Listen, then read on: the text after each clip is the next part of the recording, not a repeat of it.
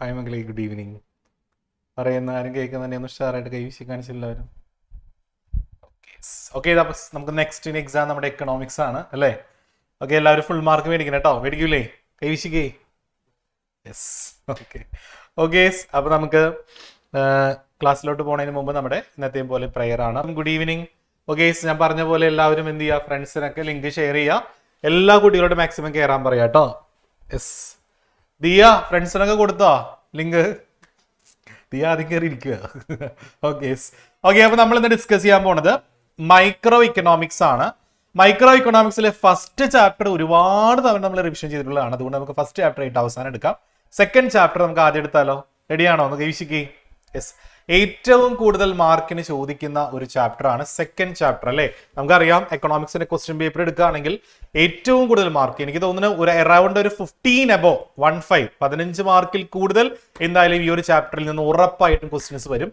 അതുകൊണ്ട് ഏറ്റവും കൂടുതൽ വെയിറ്റേജ് ഉള്ള ചാപ്റ്റർ ആണ് theory of consumer behaviour and demand തന്നെ കേട്ടോ. അതായത് ഈ ചാപ്റ്ററിൽ 2 സെക്ഷൻ ആയിട്ടാണ്. കൺസ്യൂമറുടെ ബിഹേവിയറിനെ കുറിച്ചും പഠിക്കാനുണ്ട്, അതുപോലെ ഡിമാൻഡിനെ കുറിച്ചും പഠിക്കാനുണ്ട്. അങ്ങനെ 2 സെക്ഷൻ ആയിട്ടാണ് ഈ ഒരു ചാപ്റ്റർ. ഇതിൽ നിന്നും എന്തായാലും ഒരുപാട് ക്വസ്റ്റ്യൻസ് എക്സാമിന് വരാറുണ്ട്. ഓക്കെ, അക്സയ്ക്കൊക്കെ എക്സാം ഉണ്ടല്ലോ അല്ലേടാ? എക്സാം നടക്കുന്നില്ലേ പ്രോപ്പർ ആയിട്ട്? അക്സ വിളിക്കും സാറേ ലാസ്റ്റ്. ഓക്കെ, അപ്പൊ തിയറി ഓഫ് കൺസ്യൂമർ ബിഹേവിയർ ആണ് നമ്മൾ ആദ്യം ഡിസ്കസ് ചെയ്യാനായിട്ട് പോകുന്നത്. ആ പറഞ്ഞു അക്സ. നമ്മുടെ ഫസ്റ്റ് 3 എക്സാം പോസ്റ്റ്പോൺ ചെയ്തിട്ടുണ്ട്. എക്സാം പിന്നെ ആദ്യം നമുക്കുള്ളത് സി എക്സാമും പിന്നെ എക്കണോമിക്സ് എക്സാമും പിന്നെ ഇംഗ്ലീഷ് എക്സാം. ഞാൻ 3 എക്സാം. എക്കണോമിക്സ് ഇല്ലേ നിങ്ങൾക്ക്? മറ്റന്നാ ഇല്ല, എക്സാം ഇല്ല, പോസ്റ്റ്പോൺ ചെയ്തു. ഡേറ്റ് വന്നിട്ടില്ലല്ലോ? ഇല്ല. ഓക്കെ ഓക്കെ ശരി. അപ്പൊ ഈ റെക്കോർഡ് ക്ലാസ് വീണ്ടും വാങ്ങി വെക്കണം കേട്ടോ. എക്സാം ടൈം ആകുമ്പോൾ ഒന്നുകൂടെ കാണണം കേട്ടോ. Yes yes. ഓക്കെ, മക്കളെ അബ്രോഡുള്ള കുട്ടികൾക്ക് എക്സാം ഇല്ലാത്തത് കൊണ്ട്, എക്സാം പോസ്റ്റ്പോൺ ചെയ്തുകൊണ്ട് അബ്രോഡുള്ള കുട്ടികൾ എന്ത് ചെയ്യണം, നിർബന്ധമായിട്ടും ഈ ക്ലാസ് ഫുള്ള് കാണണം.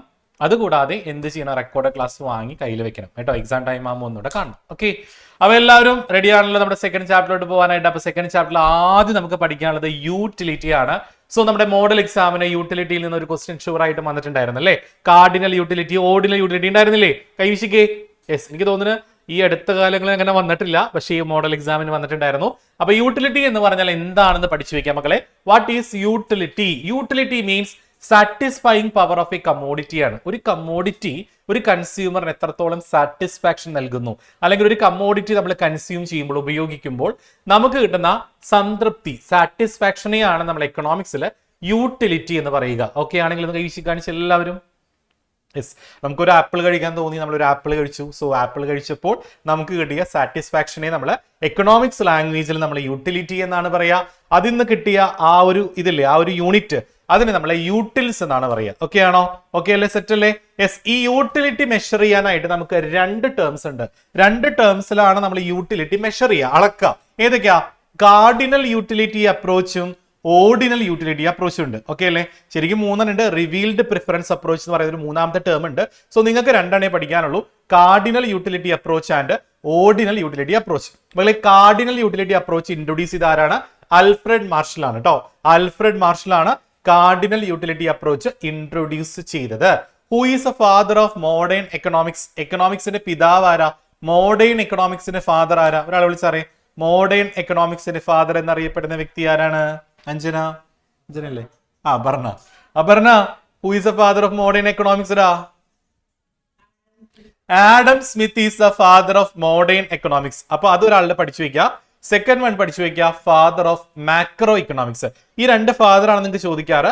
Father of modern economics Adam Smith, father of macroeconomics John Maynard Keynes. Okay അല്ലേ മക്കളെ?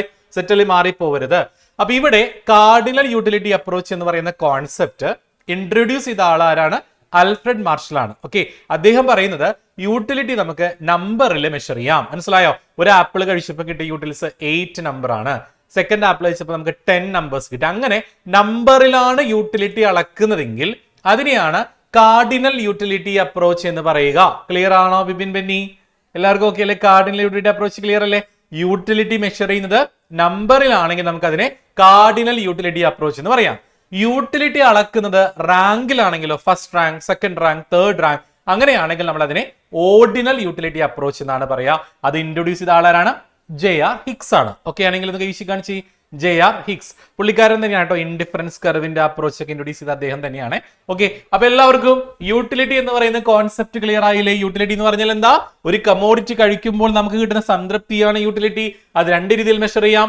കാർഡിനൽ ഉണ്ട്, ഓർഡിനൽ ഉണ്ട്. കാർഡിനലിന് നമ്മൾ നമ്പറിൽ അളക്കുന്നു, ഓർഡിനൽ നമ്മൾ റാങ്ക് വൈസ് മെഷർ ചെയ്യുന്നു. ഓക്കെ അല്ലേ? സെറ്റ് അല്ലേ? നെക്സ്റ്റ് നമുക്ക് total utility and marginal utility നമുക്ക് എന്താ നോക്കാം. ടോട്ടൽ യൂട്ടിലിറ്റി എന്ന് പറഞ്ഞിട്ടുണ്ടെങ്കിൽ it is the total amount of satisfaction derived from consuming A given quantity of that commodity. മനസ്സിലായോ?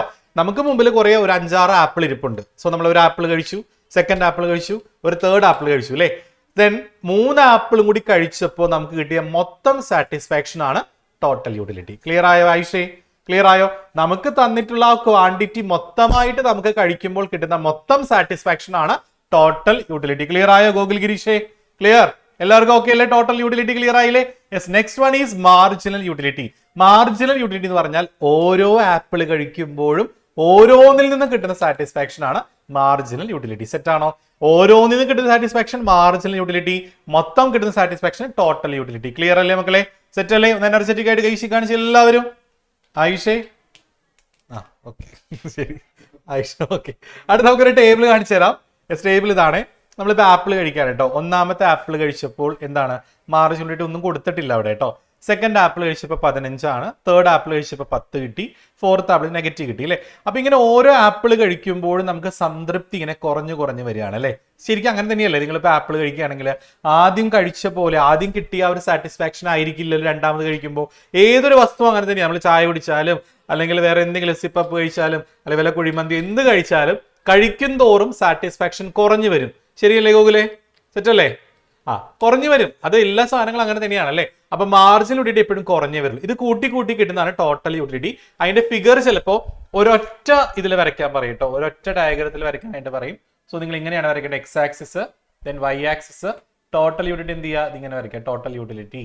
മാർജിനൽ യൂട്ടിലിറ്റി എപ്പോഴും താഴോട്ടല്ലേ പോവാ? എസ്, താഴോട്ട് ഇങ്ങനെ വരയ്ക്കുക. ഇതാണ് മാർജിനൽ യൂട്ടിലിറ്റി. കണ്ടോ? ടോട്ടൽ യൂട്ടിലിറ്റി മാക്സിമം ആകുമ്പോൾ മാർജിനൽ യൂട്ടിലിറ്റി 0 ആയിരിക്കും കേട്ടോ. ഓക്കെ ആണെങ്കിൽ കൈവശം കാണിച്ച എല്ലാവരും ടോട്ടൽ യൂട്ടിലിറ്റിയും മാർജിനൽ യൂട്ടിലിറ്റിയും ഒരൊറ്റ ഫിഗറിൽ വരച്ചതാണത്. അറിഞ്ഞുകൂടെങ്കിൽ വരച്ചെടുക്കാട്ടോ, വായ പൊളിച്ചിരിക്കാതെ കേട്ടോ. ആയിഷേ? ആയിഷ ക്ലിയർ ആയോ? കുളിച്ചൊരുക്കി ഇരിക്കുക എക്കണോമിക്സ് പഠിക്കാൻ. ക്ലിയർ ആവടാ? നിനക്ക് ആ പ്രോബ്ലം മനസ്സിലായി? TCTS എന്നോട് ചോദിച്ച ഡൗട്ട്. ഓക്കെ, ഇത് ക്ലിയർ ആയാ ഫിഗർ? ഓക്കെ മക്കളെ, എല്ലാവർക്കും ഫിഗർ ക്ലിയർ ആയല്ലോ അല്ലെ? Total utility and marginal utility എല്ലാവർക്കും ക്ലിയർ ആയെന്ന് കരുതുന്നു. ഡൗട്ട് ഒന്നും എല്ലാവർക്കും? യെസ്. നെക്സ്റ്റ് ഒരു ലോ ആണ് നമ്മൾ പഠിക്കാൻ പോണേ. Law of diminishing marginal utility. ഇത് ഏതോ ഒരു തവണ കഴിഞ്ഞ വർഷം എക്സാമിന് ചോദിച്ചിട്ടുണ്ട്. സാറേ ആ ലോ ഒന്ന് കാണിക്കൂ. Next, law of diminishing margin. എന്താ ഡിമിനിഷിംഗ് എന്ന് പറഞ്ഞ അർത്ഥം? ഡിമിനിഷിംഗ് മീൻസ് ഡിക്രീസിങ്, കുറയുക. എന്ത്? മാർജിനൽ യൂട്ടിലിറ്റി കുറയുക. എന്താ മാർജിനൽ യൂട്ടിലിറ്റി എന്ന് പറഞ്ഞാൽ? ഓരോ കമോഡിറ്റി കഴിക്കുമ്പോൾ നമുക്ക് കിട്ടുന്ന സാറ്റിസ്ഫാക്ഷൻ ആണല്ലോ മാർജിനൽ യൂട്ടിലിറ്റി അല്ലെ ഗോകുലെ? സാർ സെക്കൻഡ് റോയിൽ ഫോർത്ത് വൺ. അപ്പൊ law of diminishing marginal utility എന്ന് പറഞ്ഞാൽ എന്താ സാധനടാ? പറഞ്ഞേ. മാർജിനൽ യൂട്ടിലിറ്റി ഡിമിനിഷ് ആവാന്ന് പറയുന്ന എന്താ അർത്ഥം? മാർജിനൽ യൂട്ടിലിറ്റി ഡിമിനിഷ് ആവാന്ന് പറയുന്ന അർത്ഥം? ആ, മാർജിനൽ യൂട്ടിലിറ്റി കുറയാ. എപ്പോഴെങ്ങനെ കുറയാ? ലോ എന്ന് പറഞ്ഞേ. വെൻ എ കൺസ്യൂമർ പറഞ്ഞോ, ഒരു ഉപഭോക്താവ് എന്ത് ചെയ്യുന്നു? ആ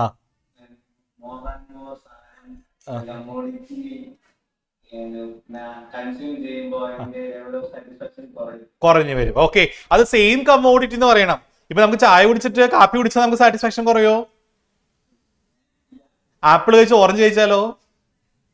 ഇല്ല. അപ്പൊ എന്ത് തന്നെ കഴിക്കണം? ആപ്പിൾ ആണ് കഴിക്കണമെങ്കിൽ എന്തെന്നെ കഴിക്കണം? ആപ്പിൾ തന്നെ കഴിക്കണം. മനസ്സിലായോ? ആ ഓക്കെ ശരി. ഇങ്ങനെ ഇരുന്നോ, എഴുതിയെടുക്കണ്ട. When a consumer consumes more and more units of same commodity. മക്കൾ, ഈ സെയിം കമോഡിറ്റി എന്ന് പറഞ്ഞാൽ വളരെ ഇമ്പോർട്ടന്റ് ആണ് കേട്ടോ. ഒരേ വസ്തു തന്നെ, ഓരോ കമോഡിറ്റി തന്നെ തുടർച്ചയായിട്ട് ഉപയോഗിക്കുമ്പോൾ സാറ്റിസ്ഫാക്ഷൻ കുറഞ്ഞു വരുന്ന ആ ലോ, ആ നിയമത്തെ വിളിക്കുന്ന പേരാണ് law of diminishing marginal utility. Clear ആണെങ്കിൽ ഒന്ന് എനർജറ്റിക് ആയിട്ടൊന്ന് കൈവശം കാണിച്ച എല്ലാവരും. യെസ്. അപ്പൊ നമ്മുടെ ആ യൂട്ടിലിറ്റി എന്ന് പറയുന്ന കോൺസെപ്റ്റ് കഴിഞ്ഞു. നമ്മൾ നെക്സ്റ്റ് പഠിക്കാൻ പോകുന്ന കൺസംഷൻ ബണ്ടിലാണ്. സാറി സെക്കൻഡ് കാണിച്ചു. കൺസംഷൻ ബണ്ടിൽ എന്താണ്? കൺസംഷൻ ബണ്ടിൽ എന്താണ്? കൺസ്യൂമർ ബഡ്ജറ്റ് എന്താണ്? Budget set. ഇത് മൂന്നും കൂടി ഒരുമിച്ച് ഒന്ന് പറഞ്ഞുതരാം. കൺസംഷൻ ബണ്ടിൽ എന്ന് പറഞ്ഞാൽ ഞാനൊരു കടയിൽ പോയിട്ട് 2 സാധനം വാങ്ങാനായിട്ട് പോയി. ഓക്കെ അല്ലേ? എന്തൊക്കെയാണ് ഞാൻ വാങ്ങാൻ പോയത്? ഒരാളെ വിളിച്ചു സാറേ, ഞാൻ 2 സാധനങ്ങൾ വാങ്ങാൻ വേണ്ടി, അഫ്ന പറഞ്ഞു 2 സാധനങ്ങൾ വാങ്ങാൻ വേണ്ടി കടയിൽ പോയി. അഫ്ന പോയി. എന്തൊക്കെ സാധനങ്ങൾ മേടിക്കാനാ പോയത് അഫ്ന?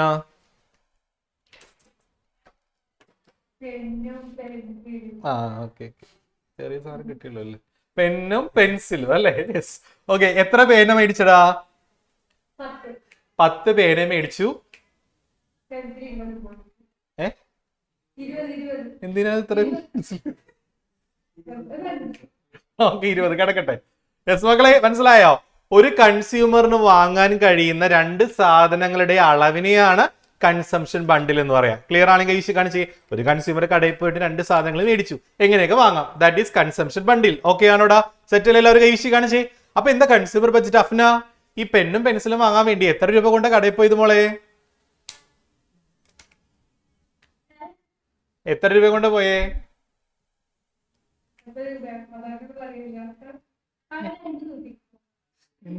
50? 50 രൂപയ്ക്ക് 10 പേര് 20 പെൻസിലും കിട്ടും. ഏത് കടയിൽ നിന്ന് കിട്ടാ? ഒരു 500 കൈ വെച്ചോടാ. ഓക്കെ മക്കളെ, 500 രൂപയും കൊണ്ടാണ് നമ്മുടെ അഫ്ന കടയിൽ പോയത്. Okay, that is consumer budget. കണ്ടോ, ഒരു കൺസ്യൂമർ സാധനങ്ങൾ വാങ്ങാൻ വേണ്ടിയിട്ട് പോകുമ്പോൾ ഒരു കൺസ്യൂമറിന്റെ കയ്യിൽ അവൈലബിൾ ആയിട്ടുള്ള ഇൻകത്തിനെ നമ്മൾ പറയുന്ന പേരാണ് മണി അഥവാ കൺസ്യൂമർ ബഡ്ജറ്റ്. അത് എം എന്ന് പറയുന്ന ലെറ്റർ ഉപയോഗിച്ചാണ് റെപ്രസെന്റ് ചെയ്യുക. ഓക്കെ ആണെങ്കിൽ കൈവശി കാണിച്ച എല്ലാവരും സെറ്റ് അല്ലേ? അപ്പൊ ഒരാൾ കടയിൽ പോകുമ്പോൾ അയാളുടെ കയ്യിൽ എത്ര രൂപ കൊണ്ടാണോ അയാൾ കടയിൽ പോകുന്നത്, ആ ഇൻകത്തിനെയാണ് നമ്മൾ എന്ത് വിളിക്കുക? കൺസ്യൂമർ ബഡ്ജറ്റ് എന്ന് പറയുക. ഓക്കെ ആണോ മക്കളെ? സെറ്റ് അല്ലേ? അപ്പൊ ബഡ്ജറ്റ് സെറ്റ് എന്ന് പറഞ്ഞാൽ എന്താ? ബഡ്ജറ്റ് സെറ്റ് എന്ന് പറഞ്ഞാൽ ഈ 500 രൂപയും കൊണ്ട് കടയിൽ പോകുമ്പോൾ അഫ്നയ്ക്ക് എങ്ങനെയൊക്കെ പെന്നും പെൻസിലും വാങ്ങാം. മനസ്സിലായോ? അപ്പൊ 01, 02 കണ്ടോ, അങ്ങനെ കുറെ കോമ്പിനേഷനിൽ വാങ്ങാം അല്ലേ? പക്ഷെ 500 രൂപയിൽ കൂടുതൽ വാങ്ങാൻ പറ്റത്തില്ല. അപ്പൊ 500 രൂപയ്ക്ക് തുല്യമായിട്ടോ 500 രൂപയിൽ താഴെയോ പല അളവില് പെന്നും പെൻസിലും വാങ്ങാം. വാങ്ങിക്കൂടെ? വാങ്ങാലോ അല്ലെ?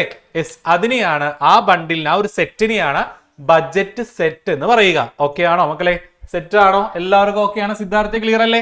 അപ്പൊ കൺസംഷൻ ബണ്ടിൽ എന്ന് പറഞ്ഞാൽ ഒരു ഉപഭോക്താവിന് വാങ്ങാൻ കഴിയുന്ന 2 സാധനങ്ങളുടെ അളവിനെ കൺസംഷൻ ബണ്ടിൽ എന്നും, ഒരു ഉപഭോക്താവ് എത്ര ഇൻകം കയ്യിൽ വെച്ചിട്ടാണോ സാധനങ്ങൾ വാങ്ങാൻ പോകുന്നത്, ദാറ്റ് ഈസ് കൺസ്യൂമർ ബഡ്ജറ്റ് എന്നും, അയാളുടെ കയ്യിലുള്ള ഇൻകത്തിന് തുല്യമായിട്ടോ അല്ലെങ്കിൽ ഇൻകത്തിൽ കുറവോ എങ്ങനെയൊക്കെ ഏതൊക്കെ സെറ്റിൽ സാധനങ്ങൾ വാങ്ങാം എന്നുള്ള കോമ്പിനേഷനെ ബഡ്ജറ്റ് സെറ്റ് എന്നും പറയുന്നു. ഓക്കെ ആണോ? സെറ്റ് അല്ലേ? യെസ്, നവനീതേ കോട്ടുവായിട്ടല്ലടാ. ഓക്കെ, അപ്പൊ കൺസംഷൻ ബണ്ടിൽ കഴിഞ്ഞു, കൺസ്യൂമർ ബഡ്ജറ്റ് കഴിഞ്ഞു, ബഡ്ജറ്റ് സെറ്റ് കഴിഞ്ഞു. സാറേ next, what is budget constrained? മക്കളെ, ബഡ്ജറ്റ് കൺസ്ട്രെയിൻഡ് അങ്ങനെ ക്വസ്റ്റ്യൻസ് ഒന്നും വരുന്ന കണ്ടിട്ടില്ല. എന്നാലും ഒന്ന് ഓർത്ത് വെക്കുക, നമ്മുടെ ബഡ്ജറ്റ് ലൈൻ ഇക്വേഷനും ബഡ്ജറ്റ് കൺസ്ട്രെയിൻഡ് നിങ്ങൾ ഒരുമിച്ച് പഠിക്കുക കേട്ടോ. ബഡ്ജറ്റ് ലൈൻ എന്ന് പറഞ്ഞിട്ടുണ്ടെങ്കിൽ പറഞ്ഞുതരാം, നമ്മുടെ കയ്യിൽ അവൈലബിൾ ആയിട്ടുള്ള വരുമാനം ഉണ്ടല്ലോ. ഇപ്പൊ 500 രൂപ കൊണ്ടല്ലേ നമ്മുടെ അഫ്ന കടയിൽ പോയത്. അപ്പൊ 500 രൂപയ്ക്ക് തുല്യമായിട്ട് അഫ്നയ്ക്ക് എങ്ങനെയൊക്കെ പേനയും പെൻസിലും വാങ്ങാം, ഈക്വൽ ആയിട്ട് വാങ്ങണം. ആ കോമ്പിനേഷനെയാണ് നമ്മളെ ബഡ്ജറ്റ് ലൈൻ ഇക്വേഷൻ എന്ന് പറയാ. അതായത് P1x1 plus P2x2 equal to M. മക്കളെ, ഈക്വൽ ടു എന്ന് കൊടുത്താൽ അത് ബഡ്ജറ്റ് ലൈൻ ഇക്വേഷൻ ആണ്. ഈക്വൽ ടു അവിടെ ഇങ്ങനെ കൊടുത്താലോ, P1x1 plus P2x2 less than or equal to M. കണ്ടോ, അവിടെ less than or equal to എന്ന് കൊടുത്താൽ അത് ബഡ്ജറ്റ് കൺസ്ട്രെയിൻഡും ആണ്. ഓക്കെ ആണെങ്കിൽ കഴിച്ച് കാണിച്ച എല്ലാവരും യെസ്. ഈ ഇക്വേഷനിലെ കൺസ്ട്രെയിൻഡ് ഏതൊക്കെയാണെന്ന് ചോദിച്ചാൽ P1 ഒരു കൺസ്ട്രെയിൻഡ് ആണ്, P2 ഒരു കൺസ്ട്രെയിൻഡ് ആണ്, എം ഒരു കൺസ്ട്രെയിൻ എന്ന് പറയുന്ന ഒരു പരിമിതി അല്ലേ. അപ്പൊ ഒന്നാമത്തെ സാധനത്തിന്റെ വില നമുക്കൊരു പരിമിതിയാണ്, കാരണം ആ വില വെച്ചിട്ടാണല്ലോ ആ സാധനം മേടിക്കണേ. രണ്ടാമത്തെ സാധനത്തിന്റെ വിലയും ഒരു കൺസ്ട്രെയിൻഡ് ആണ്. നമ്മുടെ കയ്യിൽ അവൈലബിൾ ആയിട്ടുള്ള ഇൻകവും ഒരു കൺസ്ട്രെയിൻഡ് ആണ്. ഓക്കെ ആണോ?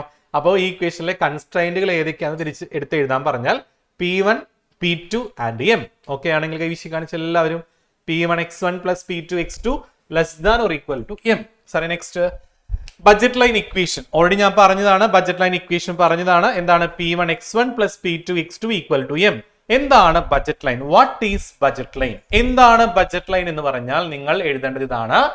ഇറ്റ് ഈസ് എ ലൈൻ, അല്ലെങ്കിൽ it is line joining all the consumption bundle in which the consumer spends his entire income is known as budget line. കിട്ടിയോ? അതായത് ഒരു ഉപഭോക്താവിന്റെ കയ്യിലുള്ള വരുമാനം ഉപയോഗിച്ച്, മുഴുവനായും ഉപയോഗിച്ച്, എൻറ്റയർ ഇൻകം ആണ് കേട്ടോ. ഇപ്പൊ ഞാൻ 100 രൂപയും കൊണ്ടാണ് ഒരു കടയിൽ പോകുന്നതെങ്കിൽ എനിക്ക് 100 രൂപയ്ക്ക് തുല്യമായിട്ട് എങ്ങനെ രണ്ട് സാധനങ്ങൾ വാങ്ങണം? 100 രൂപയ്ക്ക് ഈക്വൽ ആയിട്ട് വാങ്ങണം. 100 രൂപയിൽ താഴെയും പോകാൻ പാടില്ല, മുകളിലേക്ക് ഒരിക്കലും പോകാൻ പാടില്ല, കാരണം കയ്യിൽ പൈസ ഇല്ലല്ലോ.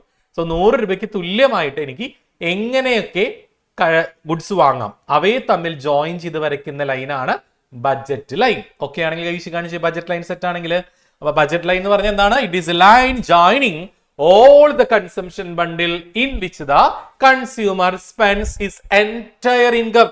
Entire income എന്ന് പറയുന്ന ലൈൻ വളരെ ഇമ്പോർട്ടന്റ് ആണ് ബഡ്ജറ്റ് ലൈനിൽ. ഓക്കെ, ഇനി നിങ്ങളിവിടെ പഠിക്കേണ്ടത് ഹൊറിസോണ്ടൽ ഇന്റർസെപ്റ്റ്. എന്താ ഹൊറിസോണ്ടൽ എന്ന് പറഞ്ഞാൽ?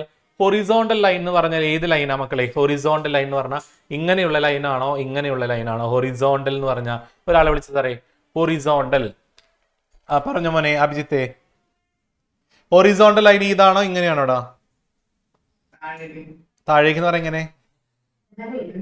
ഇങ്ങനെ. അതെന്ത് ആക്സിസാ മക്കളെ? ഹൊറിസോണ്ടൽ ഇന്റർസെപ്റ്റ് എന്ന് പറഞ്ഞാൽ എക്സ് ആക്സിസിലാണ് മാർക്ക് ചെയ്യേണ്ടത്, കാരണം ഇങ്ങനെയുള്ള ലൈനാണ്. സോ എക്സ് ആക്സിസിലാണ് മാർക്ക് ചെയ്യേണ്ടത്, അപ്പൊ എക്സ് ആക്സിസ് ആണ്. ഹൊറിസോണ്ടൽ ഇന്റർസെപ്റ്റ് കാണുന്ന ഇക്വേഷൻ എന്താ? എം ഡിവൈഡഡ് ബൈ P1 ആണ് കേട്ടോ, എം P1. ഇനി വെർട്ടിക്കൽ ഇന്റർസെപ്റ്റ് കാണുന്ന ഇക്വേഷൻ എന്താ? എം ഡിവൈഡഡ് ബൈ P2 ആണ്. വെർട്ടിക്കൽ ലൈൻ എന്ന് പറഞ്ഞാൽ ഇങ്ങനെയുള്ള ലൈനാണ്. So that is Y axis, അത് വൈ ആക്സിസിലാണ് മാർക്ക് ചെയ്യേണ്ടത്. ഓക്കെ, ഇനി സ്ലോപ്പ് ഓഫ് ബഡ്ജറ്റ് ലൈൻ എന്ന് പറഞ്ഞാൽ negative P1 by P2. Okay, അവിടെ എം എന്ന് പറഞ്ഞാൽ നമുക്കറിയാം നമ്മുടെ കയ്യിലുള്ള വരുമാനമാണ് എം, ഇൻകത്തിനെയാണ് എം എന്ന് പറയാ. P1 എന്ന് പറഞ്ഞാൽ ഒന്നാമത്തെ സാധനത്തിന്റെ വില, P2 എന്ന് പറഞ്ഞാൽ രണ്ടാമത്തെ സാധനത്തിന്റെ വില. ക്ലിയർ ആണോ മക്കളെ? സെറ്റല്ലേ? രണ്ട് സാധനങ്ങൾ വാങ്ങാനല്ലേ പോണത്. അപ്പൊ എല്ലാവർക്കും ക്ലിയർ ആയോ? ആദിത്യ ക്ലിയർ ആയോടാ?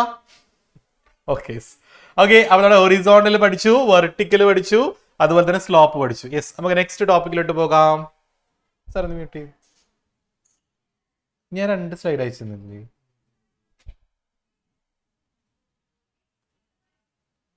പോവാട്ടോ. ഓക്കെ, അറിയാലോ എന്തൊക്കെയാ പഠിക്കണ്ടേ? Budget line. ഒന്നും അറിയാത്തവർ പോലും അതെങ്കിലും അറ്റ്ലീസ്റ്റ് പഠിച്ചിട്ട് പോകണം. ഏതൊക്കെയാണോ ബോക്സിലേക്ക് വെച്ചോ? Budget line equation, budget line equation, budget line equation നിങ്ങൾക്ക് എല്ലാവർക്കും അറിയാലോ. ബഡ്ജറ്റ് ലൈൻ ഇക്വേഷൻ എഴുതാൻ പറയും കേട്ടോ. ബഡ്ജറ്റ് ലൈൻ ഇക്വേഷൻ എങ്ങനെ എഴുതാ?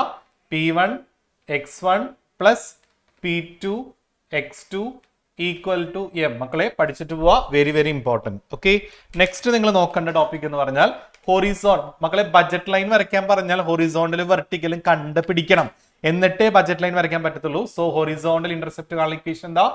M divided by P1. Vertical intercept കാണുന്ന ഇക്വേഷൻ എന്താ? M divided by P2. Slope കാണുന്ന ഇക്വേഷൻ എന്താ? Slope is equal to negative P1 by P2. Okay ആണോ മക്കളെ? സെറ്റല്ലേ? ഒന്നും അറിയാത്തവരുണ്ടെങ്കിൽ അറ്റ്ലീസ്റ്റ് ഇതെങ്കിലും പഠിച്ചിട്ട് പോവുക.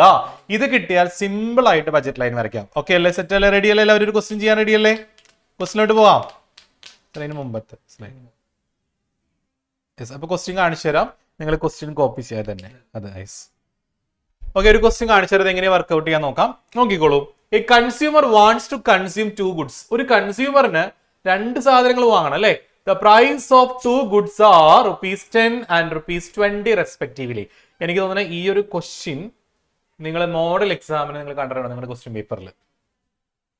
അതിനെ കുറച്ച് സബ് ക്വസ്റ്റ്യനെ കുറച്ച് മാറ്റിയിട്ടുണ്ട്. ശ്രദ്ധിക്കാം മക്കളെ, ഇങ്ങനെ ഒരു ക്വസ്റ്റ്യൻ കിട്ടുമ്പോൾ നിങ്ങൾ നിർബന്ധമായിട്ടും എന്ത് ചെയ്യുക? ഓരോ സാധനങ്ങൾ പെറുക്കി പെറുക്കി നമ്മുടെ ആൻസർ ഷീറ്റിലോട്ട് എഴുതുക. ഇവിടെ ശ്രീമല്ലേ കോട്ടുവൈഡല്ലേ? അപ്പൊ P1, അപ്പൊ P1 എന്ന് പറഞ്ഞിട്ടുണ്ടെങ്കിൽ ഒന്നാമത്തെ സാധനത്തിന്റെ വില എത്ര? ഒന്നാമത്തെ സാധനത്തിന്റെ വില സാർ ഒരാളെ വിളിച്ചേ. ഒന്നാമത്തെ സാധനത്തിന്റെ വില എത്രയാ ആദിത്യ? അമിത്തെ, the price of 2 goods are ₹10 and ₹20. എത്രയാണ് ഒന്നാമത്തെ സാധനത്തിന്റെ വില?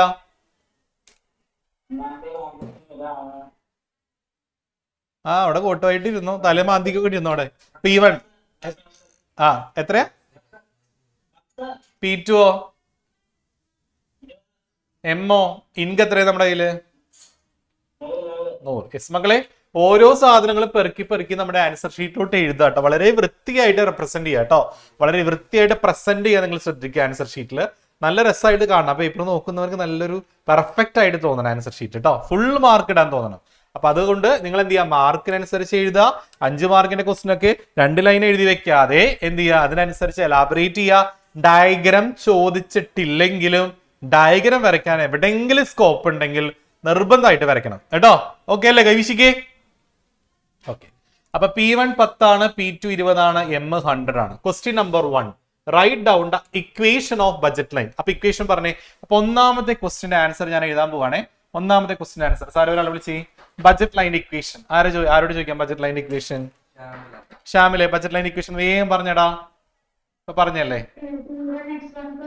ആ ആ P1 എത്രയാ ക്വസ്റ്റ്യനില്? 10x1 plus 20x2 equal to 100. Yes മക്കളെ, ഇങ്ങനെ എഴുതിയാലേ മാർക്ക് കിട്ടത്തുള്ളൂ. ഈ ഇക്വേഷൻ മാത്രം എഴുതിയോണ്ട് മാർക്ക് കിട്ടത്തില്ല. P1 ഇവിടെ വാല്യൂ കൊടുക്കുക 10x1 plus 20x2 equal to 100. അടുത്ത ക്വസ്റ്റിനോട്ട് പോകാം. Second question. How much of good one can the consumer consume if she spends her entire income on that good? എന്താ അതിന്റെ അർത്ഥം? ഒരാളെ വിളിച്ചറിയ ദിയ സിംസൺ. ദിയ ഉണ്ടായിരുന്നല്ലോ മോളില്. അതെ, ഫസ്റ്റ് വൺ. ദിയ പറയടാ, how much of good one can the consumer consume if she spends her entire income on that good? പറഞ്ഞടാ. അല്ല, എന്താ ഇതിന്റെ മീനിങ്?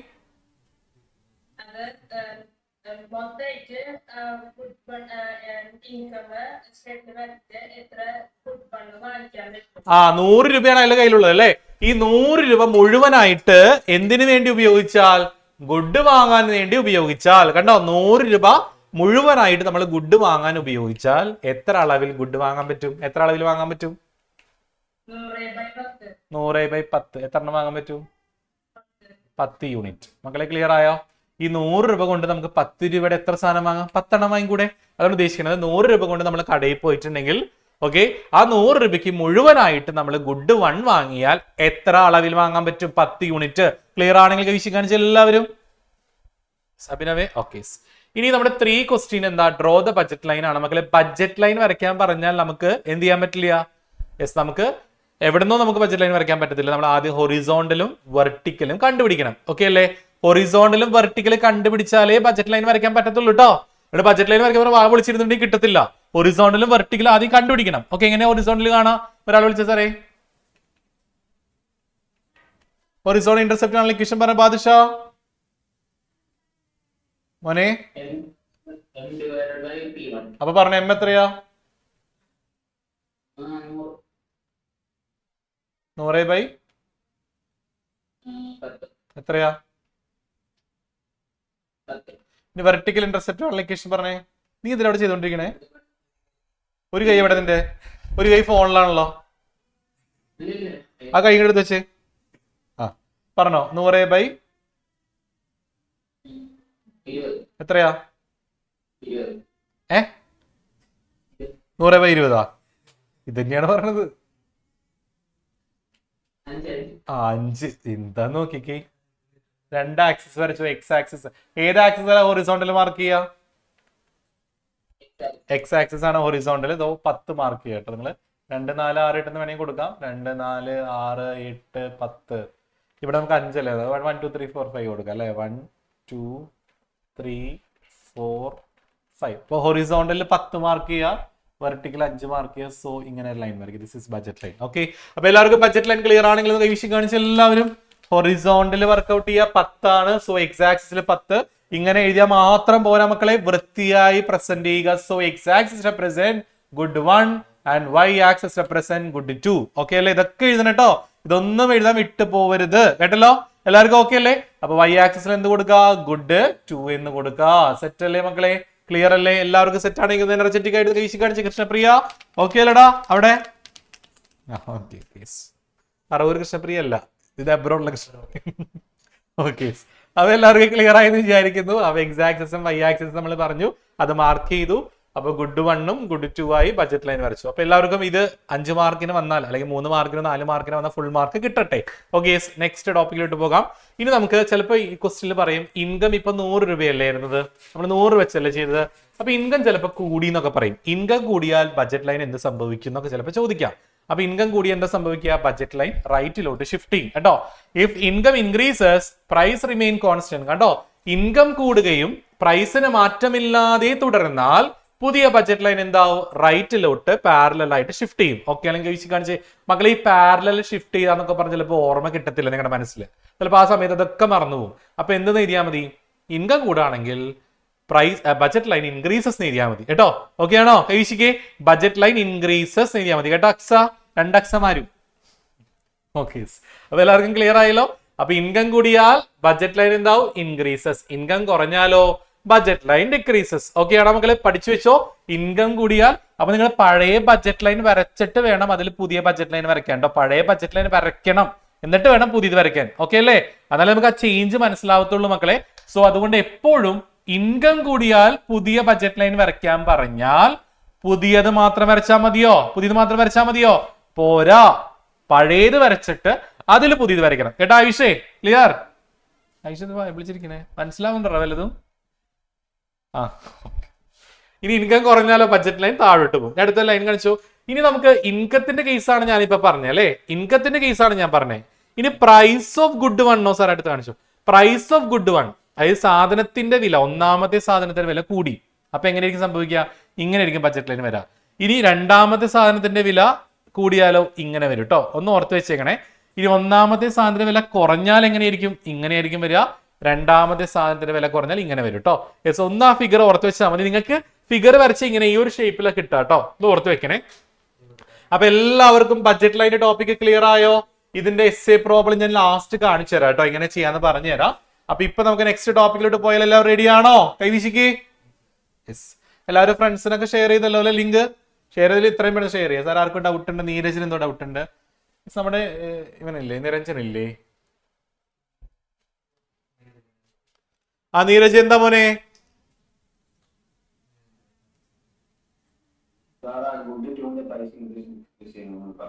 ആ ഗുഡ് വൺ നമുക്ക് ബഡ്ജറ്റ് ലൈൻ വരച്ച് നോക്കിയാൽ മതി. അപ്പൊ ഈ ഒരു ഷേപ്പില് കിട്ടുക.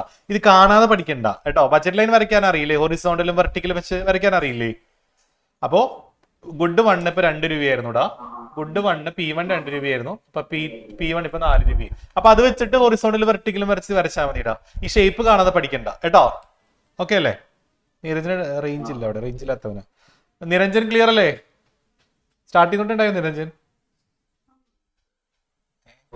ആ okay okay. Next topic monotonic preference. എന്താണ് മോണോടോണിക് പ്രിഫറൻസ്? എന്താണ് ശ്രീമല? ഡൗട്ട് ആണോ ശ്രീമലി?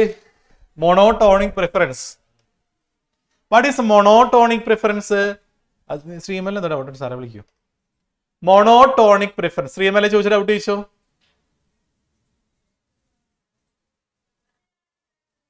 റേഞ്ച് ഇല്ലേ ശ്രീമൽ? ആ പറയൂ. ആ ആ അത് പറഞ്ഞ് ചെയ്യും, ലാസ്റ്റ് ചെയ്യും കേട്ടോ. ആ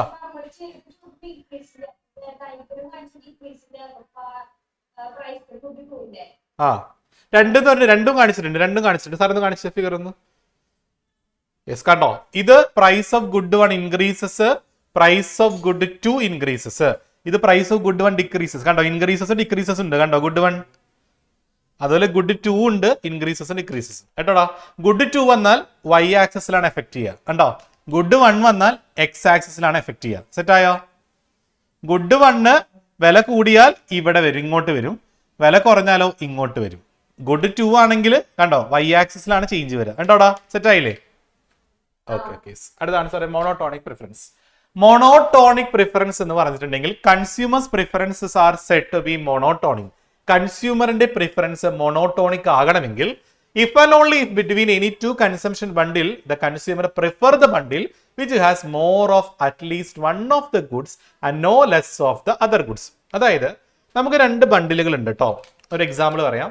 2 ബണ്ടിൽ ഉണ്ട്, 5 4 ഉണ്ട്, അതുപോലെ തന്നെ 6 4 ഉണ്ട്. എസ്, ഇതിൽ ഏത് ബണ്ടിലാണ് കൺസ്യൂമർ പ്രിഫർ ചെയ്യുക? ഏത് ബണ്ടിലെ പ്രിഫർ ചെയ്യുക മക്കളെ? ഏത് ബണ്ടിലെ പ്രിഫർ ചെയ്യുക? ഒരാളെ വിളിച്ചേ. 5 4 ആണോ 6 4 ആണോ കൺസ്യൂമർ ആദ്യം പ്രിഫർ ചെയ്യുക? നിരഞ്ജൻ പറയുന്ന സെക്കൻഡ് പറഞ്ഞോടാ. 5 4 ആണോ 6 4 ആണോ പ്രിഫർ ചെയ്യുക? എന്തുകൊണ്ട്? റീസൺ എന്താ? ഒരു പ്രൊഡക്റ്റ് കൂടുതലാന്നല്ല. 6 + 4 എത്രയാ? 10. 5 4 എത്രയാ? 9. സോ ഇത് പ്രിഫറൻസ് ചെയ്തിട്ടേ ഇത് പ്രിഫർ ചെയ്തിട്ടേ ഇത് പ്രിഫർ ചെയ്തുള്ളൂ. അങ്ങനെ നമുക്ക് പ്രിഫർ ചെയ്യാനായിട്ട് ഒരു മാനദണ്ഡം ഉണ്ട് അല്ലേ? എന്തുകൊണ്ടാണ്? ഇതാണ് കൂടുതൽ കൺസംഷൻ കിട്ടുക, അധികം കുറവില്ല അല്ലെ രണ്ടും വെച്ച് കമ്പയർ ചെയ്യുമ്പോൾ. സോ ഇങ്ങനെ വന്നാൽ മോണോട്ടോണിക് ആണ്. ഇനി ഇങ്ങനെ വന്നാലോടാ 5 4 6 3 പറഞ്ഞോ നിരഞ്ജൻ, ഇതിൽ ഏതാ നമ്മൾ ആദ്യം പ്രിഫർ ചെയ്യുക? 5 4. ഇതിൽ 5 4 എന്തുകൊണ്ടാണ് പ്രിഫർ ചെയ്യണമെന്ന് പറഞ്ഞേ? രണ്ടും കൂട്ടിയാൽ 9. സോ ഇങ്ങനെ വന്നാൽ it is not a monotonic. Clear ആയോ? ഇത് മോണോട്ടോണിക് അല്ല, ഇത് നോൺ മോണോട്ടോണിക് ആണ്. മക്കളെ എല്ലാവർക്കും ക്ലിയർ ആയോ? രണ്ടും കൂടി കൂട്ടി നോക്കാം. രണ്ടും കൂടി കൂട്ടി നോക്കുമ്പോൾ എവിടെയാണോ കൂടുതൽ സാറ്റിസ്ഫാക്ഷൻ കിട്ടുന്നത് അത് പ്രിഫർ ചെയ്തിട്ട് മറ്റേത് പ്രിഫർ ചെയ്യാനുള്ള ഒരു അവസരം വരികയാണെങ്കിൽ അത് മോണോട്ടോണിക് പ്രിഫറൻസ്. ക്ലിയർ ആയോ? കത്തിയോ? കൈ വീശി കാണിച്ച എല്ലാവരും? യെസ്. രണ്ടും തമ്മിൽ കൂട്ടുമ്പോൾ ഒരേ നമ്പറാ കിട്ടണമെങ്കിൽ അത് മോണോട്ടോണിക് അല്ല, it is known monotonic. Clear? Set അല്ലേ? എല്ലാവരും എനർജറ്റിക് ആയിട്ട് കൈ വീശി കാണിച്ച് നോക്കട്ടെ.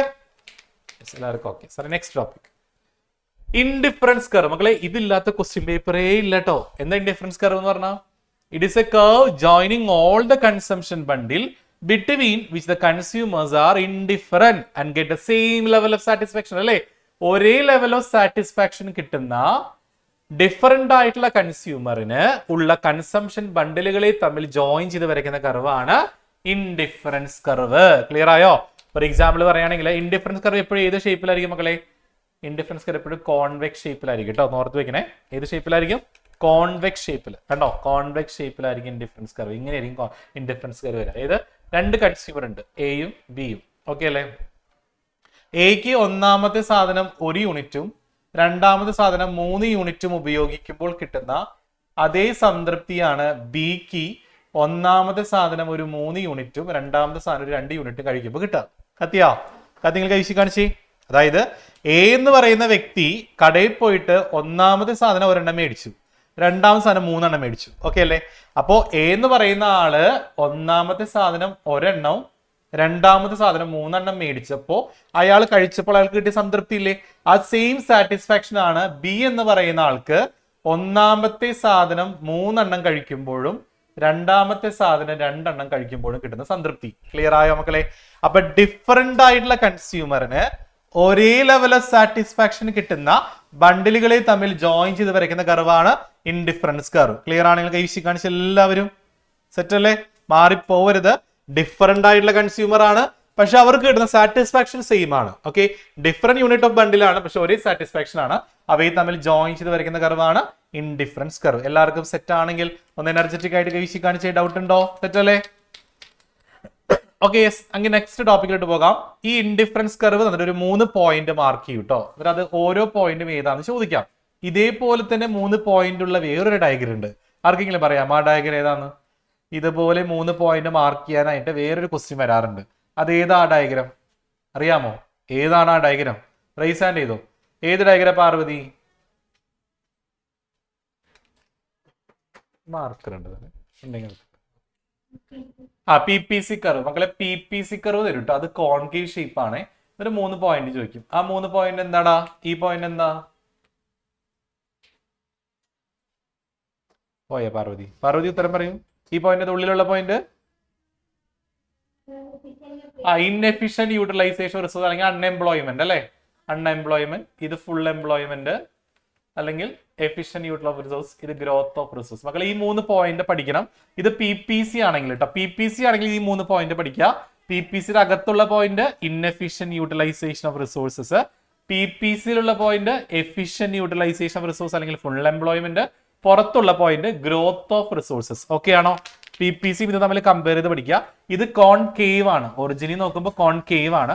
ഇത് ഒറിജിനിൽ നോക്കുമ്പോൾ കോൺവെക്സ് ആണ്. ഇത് ഇൻഡിഫറൻസ് കർവ് ആണ്. ഐ സി കർവ് ആണ്. ഐ സി എന്ന് പറഞ്ഞാൽ ഇൻഡിഫറൻസ് കർവ് ആണ്. ഇതിൽ 3 പോയിന്റ് എന്തൊക്കെയാ? ഉള്ളിലുള്ള പോയിന്റ് ഇൻഫീരിയർ ബണ്ടിൽ. ഇൻഫീരിയർ കേട്ടോ. ഇൻഫീരിയർ എന്ന് പറഞ്ഞാൽ എന്താ? തരം താഴ്ന്ന സാധനങ്ങൾ. ഇതേ മോഡലുള്ള സാധനം തന്നെയാണ് ഗിഫൺ ഗുഡ് കേട്ടോ. ഗിഫൺ ഗുഡ് കേട്ടോ. Giffen good. ഇനി ഇൻഡിഫറൻസ് കർവിലുള്ള ബണ്ടിലാണ് ഇൻഡിഫറന്റ് ബണ്ടിൽ. പുറത്തുള്ള ബണ്ടിലാണ് പ്രിഫേർഡ് ബണ്ടിൽ. ഓക്കെ ആണെങ്കിൽ വീശി കാണിച്ചേ. ഇൻഫീരിയർ ബണ്ടില്, ഇൻഡിഫറന്റ് ബണ്ടിൽ, പ്രിഫേർഡ് ബണ്ടിൽ. ഓക്കെ, 3 ബണ്ടിലും ഒന്ന് ഓർത്ത് വെക്കുക. വാട്ട് ഈസ് ഇൻഡിഫറൻസ് മാപ്പ്? മക്കളെ മാപ്പ് എന്ന് പറഞ്ഞാൽ ഒരു കൂട്ടം ഇൻഡിഫറൻസ് കർവ്. സാർ അടുത്ത് കാണിച്ചു. ഇൻഡിഫറൻസ് കർവിന്റെ ഒരു കൂട്ടത്തിനെയാണ് നമ്മൾ ഇൻഡിഫറൻസ് മാപ്പ് എന്ന് പറയുക. എന്നിട്ടൊരു 3 ഇൻഡിഫറൻസ് കർവ് വരച്ചു വെക്കാം കേട്ടോ. ഒരു കൂട്ടം ഇൻഡിഫറൻസ് കർവിനെ നമുക്ക് എന്ത് വിളിക്കാം? ഇൻഡിഫറൻസ് മാപ്പ് എന്ന് പറയാം. എന്നിട്ടൊരു 3 എണ്ണം വരച്ചു വെക്കുക. ഓക്കെ അല്ലേ? A group of indifference curve is known as indifference map. Yes. Next എപ്പോഴും എക്സാമിന് ചോദിക്കുന്ന ഒരു ക്വസ്റ്റൻ ആണ് മക്കളെ. ഒന്നും അറിയാത്തവരുണ്ടെങ്കിൽ മസ്റ്റ് ആയിട്ട് ഇത് പഠിച്ചിട്ട് പോവാ. ഇൻഡിഫറൻസ് കർവിന്റെ സവിശേഷതകൾ, പ്രോപ്പർട്ടീസ്. കേട്ടോ ഗോകുൽ ഗിരീഷേ? ഇറ്റ് ഈസ് കോൺവെക്സ് എന്ന് വെച്ചാൽ നിനക്കൊന്നും അറിയില്ല എന്നല്ല ഞാൻ പറഞ്ഞത് കേട്ടോ. കേട്ടോ ഗോകുലെ? ഇതെന്തായാലും പഠിക്കണമെന്നാണ് ഉദ്ദേശിച്ചത്. It is convex to the origin. ഒറിജിനിൽ നിന്നും അത് കോൺവെക്സ് ഷേപ്പിലായിരിക്കും. Downward sloping from left to right, അല്ലെ ലെഫ്റ്റിൽ നിന്ന് റൈറ്റിലോട്ട് ചെരിഞ്ഞിറങ്ങുന്നു. Indifference curve do not intersect each other, അവ തമ്മിൽ ഒരിക്കലും പരസ്പരം കൂട്ടിമുട്ടത്തില്ല. മുകളിൽ നിൽക്കുന്ന ഇൻഡിഫറൻസ് കർവിനായിരിക്കും ഏറ്റവും കൂടുതൽ സാറ്റിസ്ഫാക്ഷൻ കിട്ടുക.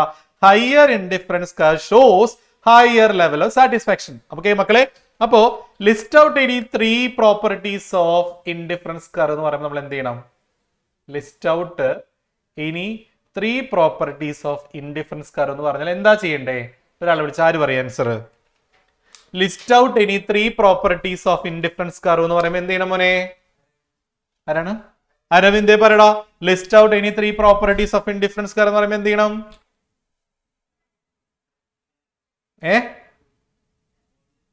കേട്ടില്ല, സൗണ്ട് ഇല്ല അവന്.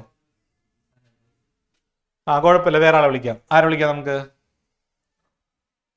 List out any 3 properties. Ajju ആരത്? ഈ ആദ്യം പറയടാ. List out any 3 properties of indifference curve എന്ന് പറയുമ്പോൾ എന്ത് ചെയ്യണം മോനെ? ആ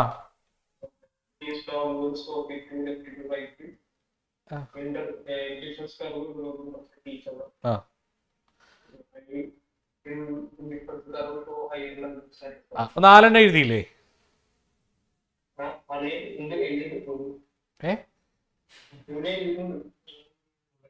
ഫുൾ എഴുതിന്. വെരി ഗുഡ് മക്കളെ. 3 ചോദിച്ചാ 4 എഴുതിക്കോ കേട്ടോ. മക്കളെ കൈശിക്കേ 3 ചോദിച്ചിട്ടുള്ളതെങ്കിലും നിങ്ങൾക്ക് 4 അറിയാലോ. സോ 4 എഴുതി വെക്കുക കേട്ടോ. ഓക്കെ അല്ലേ കൈശിക്കേ? എല്ലാവരും അങ്ങനെ ചെയ്യാം. അപ്പൊ പ്രോപ്പർട്ടീസ് ചോദിക്കാം, ഫീച്ചേഴ്സ് ചോദിക്കാം, എന്തെങ്കിലും സാധനത്തിന് 2 3 ഒക്കെ ചോദിച്ചാൽ നിങ്ങൾക്ക് എത്രത്തോളം അറിയാം അതൊക്കെ ആൻസർ ഷീറ്റിലോട്ട് എഴുതിക്കോ. അത് ലിസ്റ്റ് ഔട്ട് ചെയ്യാൻ പറഞ്ഞാൽ കേട്ടോ, ലിസ്റ്റ് ഔട്ട് ചെയ്യാൻ പറഞ്ഞാൽ വെറുതെ ലിസ്റ്റ് ഔട്ട് ചെയ്താൽ മതി, എക്സ്പ്ലെയിൻ ചെയ്യണ്ട. എക്സ്പ്ലെയിൻ ചെയ്യാൻ പറഞ്ഞാൽ ഒരു സിംഗിൾ സെന്റൻസിലെങ്കിലും എക്സ്പ്ലെയിൻ ചെയ്യാൻ ശ്രദ്ധിക്കണം കേട്ടോ. രോഹിത്തെ ക്ലിയർ ആയ? രോഹിത്തെ ഓക്കെ. ബീഹാർ രോഹിത്തെ? ബീഹാർ എവിടെ ഉണ്ടായിരുന്നില്ല? 2 രോഹിത് ഉണ്ട്. അടുത്താണ് marginal rate of substitution. What is MRS? രോഹിത്തിനെ വിളി സാറേ. സെക്കൻഡ് റോയിലെ ഫസ്റ്റ് വേർഡ്. രോഹിത്തെ MRS എന്ന് പറയുന്നത് എന്താണ്? What is MRS?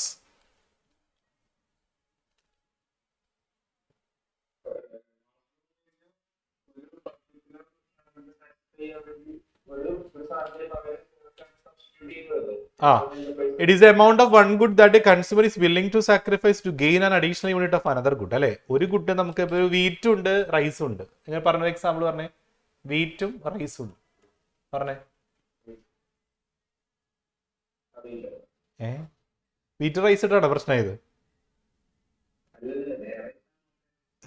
അതായത് റൈസ് കൂടുതൽ നമുക്ക് കഴിക്കാൻ വേണ്ടി നമ്മള് വീറ്റ് ചിലപ്പോൾ നമ്മൾ എന്ത് ചെയ്യും? സാക്രിഫൈസ് ചെയ്യും കേട്ടോ.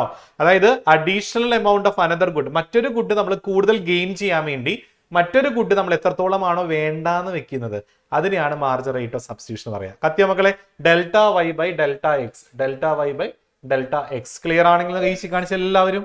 എനർജറ്റിക് ആയിട്ട് ഒരു ഗുഡ് നമുക്ക് കൂടുതൽ ഉപയോഗിക്കാൻ വേണ്ടി മറ്റൊരു ഗുഡ് നമ്മൾ എത്രത്തോളമാണോ വേണ്ടാന്ന് വെക്കുന്നത് ആ അളവിനെയാണ് നമ്മൾ മാർജിനൽ റേറ്റ് ഓഫ് സബ്സ്റ്റിറ്റ്യൂഷൻ എന്ന് പറയുക. നന്നായിട്ട് പഠിക്കാം. നെക്സ്റ്റ് ടോപ്പിക് ആണ് 8 മാർക്കിന്റെ ക്വസ്റ്റ്യൻ ആണ് consumer's equilibrium or optimal choice of consumer. മക്കളെ 8 മാർക്കിന്റെ എസ്സേ ക്വസ്റ്റ്യൻ ആണ്. മോഡൽ എക്സാമിന് ചോദിച്ചിരുന്നു, ഈ എക്സാമിന് മേ ബി ചോദിക്കാം. അപ്പൊ എന്താണ് കൺസ്യൂമേഴ്സ് ഈക്വിലിബ്രിയം എന്ന് പറഞ്ഞാൽ? Consumer's equilibrium is that point at which the budget line is tangent to the indifference curve. അല്ലെ, ബഡ്ജറ്റ് ലൈനും ഇൻഡിഫറൻസ് കർവ് നമ്മൾ ടച്ച് ചെയ്യില്ലേ, ടാൻജന്റ് ആകുന്ന പോയിന്റ് ആണ് കൺസ്യൂമേഴ്സ് ഈക്വിലിബ്രിയം. ഇവിടെ here the maximum level of maximum level of satisfaction. ഇവിടെ നമുക്ക് എന്ത് കിട്ടും? മാക്സിമം ലെവൽ ഓഫ് സാറ്റിസ്ഫാക്ഷൻ കിട്ടുന്ന കൂടി എഴുതണം കേട്ടോ. ഇത്ര എഴുതിയാൽ പോരാ, ആ ഒരു ലൈൻ കൂടി എഴുതി വെച്ചെവിടെയെങ്കിലും എന്നിട്ട് അതിന്റെ ഫിഗർ വരയ്ക്കണം മക്കളെ. Figure is very very important ആണ്. സോ നമുക്ക് എക്സ് ആക്സിസ് വരയ്ക്കാം, വൈ ആക്സിസ് വരയ്ക്കാം, ഒരു ബഡ്ജറ്റ് ലൈൻ വരയ്ക്കാം. ബഡ്ജറ്റ് ലൈൻ വരയ്ക്കാൻ നിങ്ങൾക്ക് എല്ലാവർക്കും അറിയാലോ, ഹൊറിസോണ്ടൽ വെർട്ടിക്കൽ ഒരു ബഡ്ജറ്റ് ലൈൻ വരയ്ക്കുന്നു. എന്നിട്ട് ഇൻഡിഫറൻസ് കർവ് വരയ്ക്കുക, ഒരു 3 ഇൻഡിഫറൻസ് കർവ് വരയ്ക്കുക. ഇങ്ങനെയാണ് 3 ഇൻഡിഫറൻസ് കർവ് വരയ്ക്കേണ്ടത് കേട്ടോ. ഇത് IC1 indifference curve 1, IC2 indifference curve 2, IC3 indifference curve 3. This is equilibrium. Okay ആണോ മക്കളെ? സെറ്റ് ആണെങ്കിൽ കൈ കാണിച്ച എല്ലാവരും. ചിലപ്പോൾ ഇത് എന്താണെന്ന് ചോദിക്കും, ഈ ലൈൻ എന്താണെന്ന് ചോദിക്കും.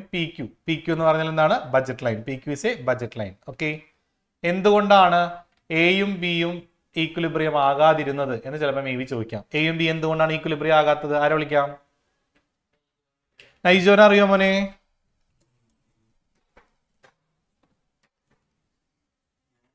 അറിയോ വല്ലതും? ആ പേരെന്താ? പ്രോപ്പർട്ടീസ് ഓഫ് ഇൻഡിഫറൻസ് കർവ് പറഞ്ഞു.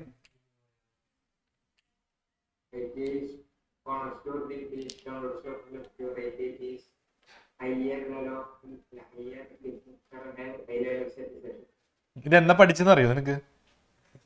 ഇതെന്നാ പഠിച്ചത്? അവിടെ ഇരുത്തി പഠിപ്പിച്ചത് ഞാനല്ലേ? ആ അവിടെ ഉപകാരം ഉണ്ടായില്ലേ? ഞാൻ ചോദിക്കട്ടെ, എന്തുകൊണ്ടാണ് എയും ബിയും ഈക്വലിബ്രിയം അല്ലാത്തത്? ഏത് ലൈനുമ മുട്ടാത്തോണ്ട്? ഈ ലൈനുമ മുട്ടിയിട്ടുണ്ടല്ലോ. എത്ര വട്ടം മുട്ട? ആ പറയ്. ഇതുപോലെ മുട്ടിയാലാണ് ഇതും ഈക്വലിബ്രിയം ആവുള്ളൂ, അങ്ങനെയാണോ? അതാ മുട്ടി എന്നിട്ട് ഈക്വലിബ്രിയം അല്ല, എന്തുകൊണ്ട്? പറയ്. അറിയോ? അറിഞ്ഞൂടാ? ആ പറഞ്ഞുതരാടാ. യെസ്, നമുക്ക് ഈക്വലിബ്രിയം ആകണമെങ്കിലുള്ള കണ്ടീഷൻ എന്താ സന? വെറുതെ മുട്ടിയാൽ മാത്രം മതിയോടാ. പിന്നെ ഐജ പറഞ്ഞു ഇതുപോലെ മുട്ടാത്തതാണ് ഈക്വലിബ്രിയം അല്ലാത്തത്. ഇതുപോലെ മുട്ടി എയും ബിയും, അപ്പൊ അത് ഈക്വലിബ്രിയം ആവോ?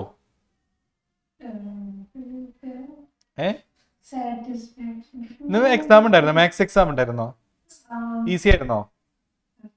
ടഫ് ആയിരുന്നു. അപ്പൊ പറഞ്ഞോ. സാറ്റിസ്ഫാക്ഷൻ. ആ ശരിയാ, പറഞ്ഞോ. മാക്സിമം സാറ്റിസ്ഫാക്ഷൻ കിട്ടണ്ടേ മക്കളെ? ആണെങ്കിൽ കഴിച്ച് കാണിച്ചേ. വെറുതെ ടച്ച് ചെയ്താൽ മാത്രം പോരാ, മാക്സിമം സാറ്റിസ്ഫാക്ഷൻ കിട്ടണം. ഇവിടെ എ ഉണ്ട്, ഇ ഉണ്ട്, ബി ഉണ്ട്. എ ഉണ്ട്, ഇ ഉണ്ട്, ബി ഉണ്ട്. ഇവിടെ മാക്സിമം സാറ്റിസ്ഫാക്ഷൻ കിട്ടുന്നത് ഇക്കാണ്. എന്തുകൊണ്ടാ? റീസൺ എന്താ? ഇ എന്ന് പറയുന്ന പോയിന്റ് IC2-ലാണ് അല്ലെ? IC2-ലാണ്. എയും ബി IC1-ലാണ് നൈജോ. നമ്മൾ പഠിച്ചിട്ടില്ലേ, മുകളിൽ നിൽക്കുന്ന ഇൻഡിഫറൻസ് കർവിനാണ് കൂടുതൽ സാറ്റിസ്ഫാക്ഷൻ കിട്ടുക. Higher indifference curve have high level of satisfaction. പഠിച്ചിട്ടില്ലേ? കൈവശി കാണിച്ച നൈജോ കിട്ടിയില്ലേ? അപ്പോ എയും ഇയും ബിയും ഈ 3 പോയിന്റില് കൂടുതൽ സാറ്റിസ്ഫാക്ഷൻ എവിടെ കിട്ടാൻ നൈജോ? ഏത് പോയിന്റിലാണ് കിട്ടാ നൈജോ? എയിലാണോ, ഇയിലാണോ, ബിയിലാണോ? എന്തുകൊണ്ട്? ഇ എന്ന് പറയുന്ന പോയിന്റ് ഏത് ഐസിയിലാ? 2-ലാണ്. എയും ബി IC1-ലായതുകൊണ്ടാണ് സാറ്റിസ്ഫാക്ഷൻ കുറവ് കിട്ടണേ കേട്ടോ. അത് ഇതുപോലെ ടച്ച് ചെയ്തിട്ട് കാര്യമില്ല, കാരണം IC1-ലല്ലേ. അപ്പൊ IC3-ന് കൂടുതൽ സാറ്റിസ്ഫാക്ഷൻ കിട്ടില്ലടാ. ആ യെസ്, വെരി ഗുഡ്. മുട്ടിയിട്ടില്ല. അപ്പൊ IC3 ബഡ്ജറ്റ് ലൈന് ടച്ച് ചെയ്തിട്ടില്ല. ഓക്കെ ആണോ മക്കളെ? ക്ലിയർ ആണെങ്കിൽ കഴിച്ച് കാണിച്ച എല്ലാവരും. യെസ്, അപ്പൊ പഠിച്ചു വയ്ക്കാൻ മക്കൾ 8 മാർക്കിന്റെ ക്വസ്റ്റ്യൻ ആണ്. ഇതിൽ നിന്ന് ഇങ്ങനെയൊക്കെ ക്വസ്റ്റ്യൻസ് ട്വിസ്റ്റ് ചെയ്തൊക്കെ വരാം. എന്തുകൊണ്ട് എയും ബിയും അല്ല, അല്ലെങ്കിൽ പി ക്യു എന്താണെന്നൊക്കെ ചോദിക്കാം കേട്ടോ. ടഫ് ആക്കാൻ വേണ്ടി മേ ബി ചിലപ്പോൾ അങ്ങനെയൊക്കെ വരാം. സോ നന്നായിട്ട് പഠിച്ചിട്ട് പോവുക. അപ്പൊ എല്ലാവർക്കും കൺസ്യൂമേഴ്സ് ഈക്വലിബ്രിയം സെറ്റ് അല്ലേ? യെസ്, അടുത്ത കാണിച്ചു സാറേ. ഫിഗറും ഇത് ഓൾറെഡി ഞാൻ പറഞ്ഞതാണ്. സോ ഇനി വീണ്ടും ഞാൻ എക്സ്പ്ലെയിൻ ചെയ്യുന്നില്ല. അപ്പൊ ഇവിടെ ഈ ചാപ്റ്ററിന്റെ പകുതി ഭാഗം കഴിഞ്ഞു. നെക്സ്റ്റ് നമ്മൾ ഡിമാൻഡ് ആണ് പഠിക്കാൻ പോണേ. What is demand? എന്താണ് ഡിമാൻഡ് എന്ന് പറഞ്ഞാൽ, ഒരു കടയിൽ പോയിട്ട് നമ്മളൊരു സാധനം വാങ്ങുകയാണെങ്കിൽ അതിന്റെ അളവിനെയാണ് നമ്മൾ ഡിമാൻഡ് എന്ന് പറയാം. ഞാൻ ആപ്പിൾ മേടിക്കാൻ പോയി, ഒരു കടയിൽ പോയിട്ട് 5 കിലോ ആപ്പിൾ മേടിച്ചു. അപ്പൊ 5 എന്ന് പറയുന്നതാണ് ഡിമാൻഡ് അല്ലേ? അപ്പൊ it means the desire backed up by the ability and willingness to pay for a commodity. ഒരു കമോഡിറ്റി പൈസ കൊടുത്ത് വാങ്ങാനായിട്ടുള്ള ഒരു കൺസ്യൂമറുടെ താല്പര്യത്തിനെയാണ് നമ്മൾ ഡിമാൻഡ് എന്ന് പറയാം. ഡിമാൻഡ് എഫക്ട് ചെയ്യുന്ന ഫാക്ടർ ഏതൊക്കെയാ? ഒരു വസ്തു നമ്മൾ വാങ്ങണോ വേണ്ടയോ, അല്ലെങ്കിൽ കൂടുതൽ വാങ്ങണോ കുറവ് മേടിക്കണോ എന്നൊക്കെ നമ്മൾ നിശ്ചയിക്കുന്നത് അതിനെ എഫക്ട് ചെയ്യുന്ന കുറച്ച് ഫാക്ടേഴ്സ് ഉണ്ട് അല്ലേ? ശരിയല്ലേ? അതിനെ ഡിറ്റർമിനൻസ് എന്നാണ് പറയുക. അപ്പൊ വളരെ ഇമ്പോർട്ടന്റ് ആയ ഫാക്ടർ ഏതാടാ? ഏതൊരു സാധനം വാങ്ങണോ വേണ്ടയോ എന്ന് തീരുമാനിക്കുന്നത് എഫക്ട് ചെയ്യുന്ന വളരെ ഇമ്പോർട്ടന്റ് ആയിട്ടുള്ള ഒരു ഫാക്ടർ ഉണ്ടല്ലോ. ഏതാടാ? സാവിയ പറഞ്ഞടാ, ഏതാടാ? ഏതൊരു വസ്തു വാങ്ങണോ വേണ്ടയോ തീരുമാനിക്കുന്ന വളരെ ഇമ്പോർട്ടന്റ് ആയ ഫാക്ടർ എന്താ? ഇൻകം മാത്രല്ല, മെയിൻ സാധനം price of commodity. Very good സാറേ, കാണിച്ചോ. ഓൺ പ്രൈസ് അല്ലെ? ഡിമാൻഡ് എഫക്ട് ചെയ്യുന്ന വളരെ ഇമ്പോർട്ടന്റ് ആയ one of the most important factor ആണ് അതിന്റെ സ്വന്തം വില അല്ലെ? ഏതൊരു സാധനത്തിന് വില കുറയുമ്പോൾ കൂടുതൽ ഡിമാൻഡ് ഉണ്ടാവും, വില കൂടുമ്പോൾ ഡിമാൻഡ് കൂടും. നിങ്ങൾ പഠിച്ചിട്ടില്ലേ? അപ്പൊ ഡിറ്റർമിനൻസ് ഓഫ് ഡിമാൻഡ് എഫക്ട് ചെയ്യുന്ന ഫാക്ടറിലെ ഒന്നാമത്തെ ഫാക്ടർ ആണ് ഓൺ പ്രൈസ്. എല്ലാവർക്കും ക്ലിയർ ആണെങ്കിൽ ഈസി കാണിച്ചേ. പ്രൈസും ഡിമാൻഡും തമ്മിൽ എപ്പോഴും നെഗറ്റീവ് റിലേഷൻ ആണ്. വില കൂടുമ്പോൾ ഡിമാൻഡ് കുറയും, വില കുറയുമ്പോൾ ഡിമാൻഡ് കൂടും. സെറ്റ് അല്ലേ? രണ്ടാമത്തെ ഫാക്ടർ ആണ് price of other related goods. മക്കൾ ഇതിൽ നിന്ന് ഒരു ക്വസ്റ്റ്യൻ ഉറപ്പാണ് കേട്ടോ. ചിലപ്പോൾ 1 മാർക്കിന്റെ ക്വസ്റ്റ്യൻ ആയിരിക്കും ചോദിക്കുക, അല്ലെങ്കിൽ ഈ പറയുന്ന ഡിറ്റർമിനൻസ് ആയിരിക്കും ചോദിക്കുക. Okay, price of other related goods. മക്കളെ റിലേറ്റഡ് ഗുഡ്സിനെ നമുക്ക് എത്രയായി തരംതിരിക്കാം? നമ്മുടെ എക്കണോമിസ്റ്റിനെ വിളിച്ചാറേ, കൃഷ്ണപ്രിയ, പറവൂർ കൃഷ്ണപ്രിയ. Related goods, Paravur Krishnapriya. എത്ര മാർക്ക് കിട്ടിയടാ മോഡൽ എക്സാമിന്? 78. 78. 2 മാർക്ക് എവിടെ പോയി? അതെനിക്ക് മനഃപൂർവ്വം ടീച്ചർ കുറച്ചതാ, ഫുള്ള് വാങ്ങി കുറച്ച് അഹങ്കാരം അതാണ്. അപ്പൊ റിലേറ്റഡ് ഗുഡ്സ് ഏതൊക്കെയാണ് രണ്ടെണ്ണം? സബ്സ്റ്റിറ്റ്യൂട്ട് ഗുഡും കോംപ്ലിമെന്ററി ഗുഡും അല്ലെ. എന്തൊക്കെ സബ്സ്റ്റിറ്റ്യൂട്ട് എന്ന് പറഞ്ഞാൽ ഒന്നിന് പകരം in the place of another അല്ലെ. One commodities used in the place of. മകൾ അതിന്റെ ഡെഫിനേഷൻ അടക്കം പഠിച്ചു വെക്കണേ. ഒരു കമോഡിറ്റിയുടെ സ്ഥാനത്ത് വേറൊരു കമോഡിറ്റി ഉപയോഗിച്ചാലും ഒരേ സാറ്റിസ്ഫാക്ഷൻ നൽകുന്ന കമോഡിറ്റീസിനെയാണ് സബ്സ്റ്റിറ്റ്യൂട്ട് ഗുഡ് എന്ന് പറയാം. എക്സാമ്പിൾ ചിലപ്പോൾ എഴുതാൻ ഒരു എക്സാമിന് list out any 2 examples of substitute good and complementary good. പറഞ്ഞോടാ, ഏതൊക്കെ കമോഡിറ്റി കഴിക്കുമ്പോൾ ഒരേ സാറ്റിസ്ഫാക്ഷൻ കിട്ടുക കൃഷ്ണപ്രിയ? സബ്സ്റ്റിറ്റ്യൂട്ട് ഗുഡ് കഴിക്കാൻ വേണ്ടി വിളിച്ചാണോ, കുടിക്കാൻ വേണ്ടി വിളിച്ചാണോ? Tea and coffee. പിന്നെയോ?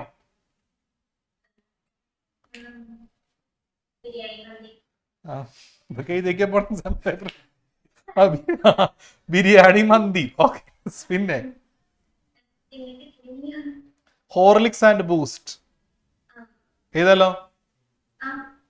മക്കൾ അതൊക്കെ എഴുതി വെച്ചോ. ബിരിയാണി, മന്തി ഒന്നും എഴുതി വെക്കല്ലേ കേട്ടോ. Horlicks and boost. ഓക്കെ. ഇനി കോംപ്ലിമെന്ററി. അപ്പൊ ഇതിന്റെ പ്രൈസും ഡിമാൻഡും എന്ത് റിലേഷൻ ആണ്? ചായയുടെ വില കൂടുമ്പോൾ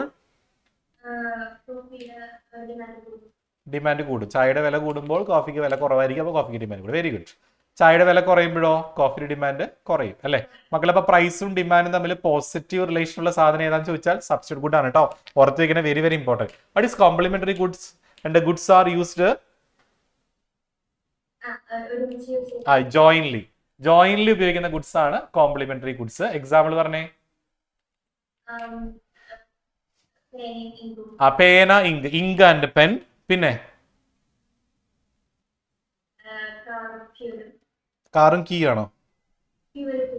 ഫ്യൂവൽ. ഓക്കെ, കാറും ഫ്യൂവലും. അതുപോലെ കാറും കീ വേണ്ടേ? മൊബൈൽ ഫോൺ ചാർജർ വേണ്ടേ?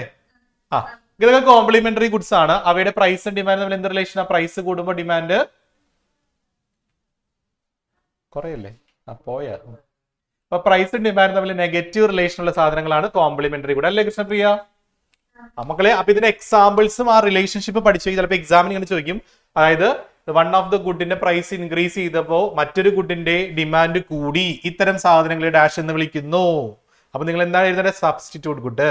ഒരു സാധനത്തിന്റെ വില കൂടിയപ്പോൾ മറ്റൊരു സാധനത്തിന്റെ ഡിമാൻഡ് കുറഞ്ഞു എങ്കിൽ ഇത്തരം സാധനങ്ങൾ ഡാഷ് എന്ന് വിളിക്കുന്നു കോംപ്ലിമെന്ററി ഗുഡ്സ്. ഓക്കെ അല്ലേ മക്കളെ? സെറ്റാണ് കൈശി കാണിച്ചേ. അപ്പൊ റിലേറ്റഡ് ഗുഡ്സ് പഠിച്ചു. സിമ്പിൾ ആണ് കേട്ടോ, മനസ്സിലാക്കി പഠിക്കുക. എക്കണോമിക്സ് കാണാതെ പഠിച്ചിട്ട് ഒരു കാര്യമില്ല കേട്ടോ മക്കളെ, മാർക്ക് കിട്ടത്തില്ല. ഓക്കെ, നെക്സ്റ്റ് മൂന്നാമത്തെ ഫാക്ടർ, ഡിമാൻഡ് എഫക്ട് മൂന്നാമത്തെ ഫാക്ടർ ആണ് income of the consumer. On the basis of ഇൻകത്തിന്റെ അടിസ്ഥാനത്തിൽ ഗുഡ്സിനെ എത്രയെ തരംതിരിക്കാം? ആരെ വിളിക്കാം? ഇൻകത്തിന്റെ അടിസ്ഥാനത്തിൽ ഗുഡ്സിനെ നമുക്ക് എത്രയായിട്ട് ക്ലാസിഫൈ ചെയ്യാം? On the base of income the goods can be classified into Anushree. On the base of income the goods can be classified into. ഒന്ന് എനർജറ്റിക് ആയിട്ട് പറഞ്ഞേ. സബ്സ്റ്റിറ്റ്യൂട്ട് ഗുഡ് കുടിച്ചില്ലടാ? കുടിച്ചാ? അത് എനർജി ഇല്ല. അതാണ് നോർമൽ ഗുഡും ഇൻഫീരിയർ ഗുഡും. നോർമൽ ഗുഡ് എന്ന് പറയുന്നത് എന്താടാ? ഇൻകം കൂടുമ്പോൾ. പ്രൈസ് അല്ലാട്ടോ മക്കളെ, മാറിപ്പോവരുത്. ഇൻകം കൂടുമ്പോൾ ഡിമാൻഡ് കൂടാ, അതുപോലെ ഇൻകം കുറയുമ്പോൾ ഡിമാൻഡ് കുറയാ. Positive relation. ഇൻകവും ഡിമാൻഡും തമ്മിൽ പോസിറ്റീവ് റിലേഷൻഷിപ്പിലുള്ള ഗുഡാണ് നോർമൽ ഗുഡ്. ഇൻഫീരിയറോ? ഇൻകം കൂടുമ്പോൾ ഡിമാൻഡ് കുറയാ, ഇൻകം കുറയുമ്പോൾ ഡിമാൻഡ് കൂടെ. നെഗറ്റീവ് റിലേഷൻഷിപ്പിലുള്ള ഗുഡാണ് ഇൻഫീരിയർ ഗുഡ്. ഏതൊക്കെ തമ്മിലാടാ? ഇൻകവും ഡിമാൻഡും. നോട്ട് എ പ്രൈസ് കേട്ടോ, മാറിപ്പോവരുത്. ഇൻകവും ഡിമാൻഡും തമ്മില്, പ്രൈസും ഡിമാൻഡും തമ്മിൽ വരുന്ന ഗുഡ് സബ്സ്റ്റിറ്റ്യൂട്ടും കോംപ്ലിമെന്ററി ആണ്, മാറിപ്പോവരുത്. എല്ലാവർക്കും ഓക്കെ ആണെങ്കിൽ കൈശി കാണിച്ച എല്ലാവരും. ഡിമാൻഡ് എഫക്ട് എന്ന നാലാമത്തെ ഫാക്ടർ ആണ് taste and preference of the consumer. Taste and preference of the consumer. അതായത് ഏതൊരു വസ്തുവിന്റെ ടേസ്റ്റ് ആൻഡ് പ്രിഫറൻസും ഡിമാൻഡ് എഫക്ട് ഇല്ലേ? ഞാൻ ചില സാധനങ്ങൾക്ക് ഭയങ്കര ഇഷ്ടമാണ്. എനിക്ക് ചില സാധനങ്ങൾ, ഫോർ എക്സാമ്പിൾ ഇപ്പോൾ വല്ല കമ്പനിയുടെ വല്ല ബ്രാൻഡഡ് സാധനങ്ങൾ, നൈക്കിന്റെയോ ഏതെങ്കിലും സാധനങ്ങൾ എനിക്ക് ഭയങ്കര ഇഷ്ടമാണ്. അതിന് എത്ര വില കൂടിയാൽ ഞാൻ വാങ്ങും അല്ലേ? അപ്പൊ ടേസ്റ്റ് ആൻഡ് പ്രിഫറൻസ് എന്ന് പറഞ്ഞാൽ ഡിമാൻഡ് എഫക്ട് ചെയ്യുന്ന മറ്റൊരു ഫാക്ടറാണ്. അതുപോലെ ക്ലൈമറ്റ്, ഫാഷൻ, പോപ്പുലേഷൻ, ഇതൊക്കെ ഡിമാൻഡ് എഫക്ട് ചെയ്യുന്ന ഫാക്ടറാണ്. അപ്പൊ 5 മാർക്കിനൊക്കെ ചോദിച്ച ഒരു 6.5 പോയിന്റ് ഒക്കെ എഴുതി വെക്കാൻ ശ്രദ്ധിക്കാം കേട്ടോ. Next, demand function. What is demand function? Demand function എന്ന് പറഞ്ഞാൽ ഒരു വസ്തുവിന്റെ ഡിമാൻഡും അതിനെ എഫക്ട് ചെയ്യുന്ന ഫാക്ടറും തമ്മിലുള്ള ബന്ധമാണ് ഡിമാൻഡ് ഫംഗ്ഷൻ. ഓക്കെ ആണെങ്കിൽ കാണിച്ച്, ഏതൊരു കമ്മോഡിറ്റിയുടെയും ഡിമാൻഡും അതിനെ എഫക്ട് ചെയ്യുന്ന ഫാക്ടേഴ്സും തമ്മിലുള്ള റിലേഷൻഷിപ്പിനെ നമ്മൾ വിളിക്കുന്ന പേരാണ് ഡിമാൻഡ് ഫംഗ്ഷൻ. നന്നായിട്ട് പഠിച്ചിട്ട് പോവുക. നെക്സ്റ്റ് നമ്മുടെ ഡിമാൻഡ് കർവ് ആണ്. ഡിമാൻഡ് കർവ് വരയ്ക്കാൻ പറഞ്ഞറിയാലോ. പ്രൈസ് ഡിമാൻഡ് തരും മക്കളെ. 5 രൂപയിൽ 10 മാർക്ക് ചെയ്യുക. അപ്പൊ പ്രൈസ് എപ്പോഴും വൈ ആക്സിസിൽ മാർക്ക് ചെയ്യുക കേട്ടോ. പ്രൈസ് എപ്പോഴും വൈയിലും ഇവിടെ ഡിമാൻഡ് മാർക്ക് ചെയ്യുക. എന്നിട്ട് ലൈൻ വരച്ചാൽ മതി. അപ്പൊ ഡിമാൻഡ് കർവ് കിട്ടും. നെക്സ്റ്റ് നമ്മുടെ ലോ ഓഫ് ഡിമാൻഡ് ആണ്. ഈ അടുത്ത കാലങ്ങളിൽ ചോദിച്ചിട്ടില്ല, അതുകൊണ്ട് ഇത് ചോദിക്കാൻ ചാൻസ് ഉണ്ട്. സോ നോട്ട് ചെയ്ത് വെച്ചോളൂ. Law of demand. ഡിമാൻഡിന്റെ നിയമം എന്താണ്? ഡിമാൻഡിന്റെ നിയമം എന്താ? ഒരാളെ വിളിച്ചു സാർ ആതിര, സെക്കൻഡ് റോയിലെ first one. Athira, what is law of demand? ഇടാ വേഗം പറഞ്ഞു. What is law of demand?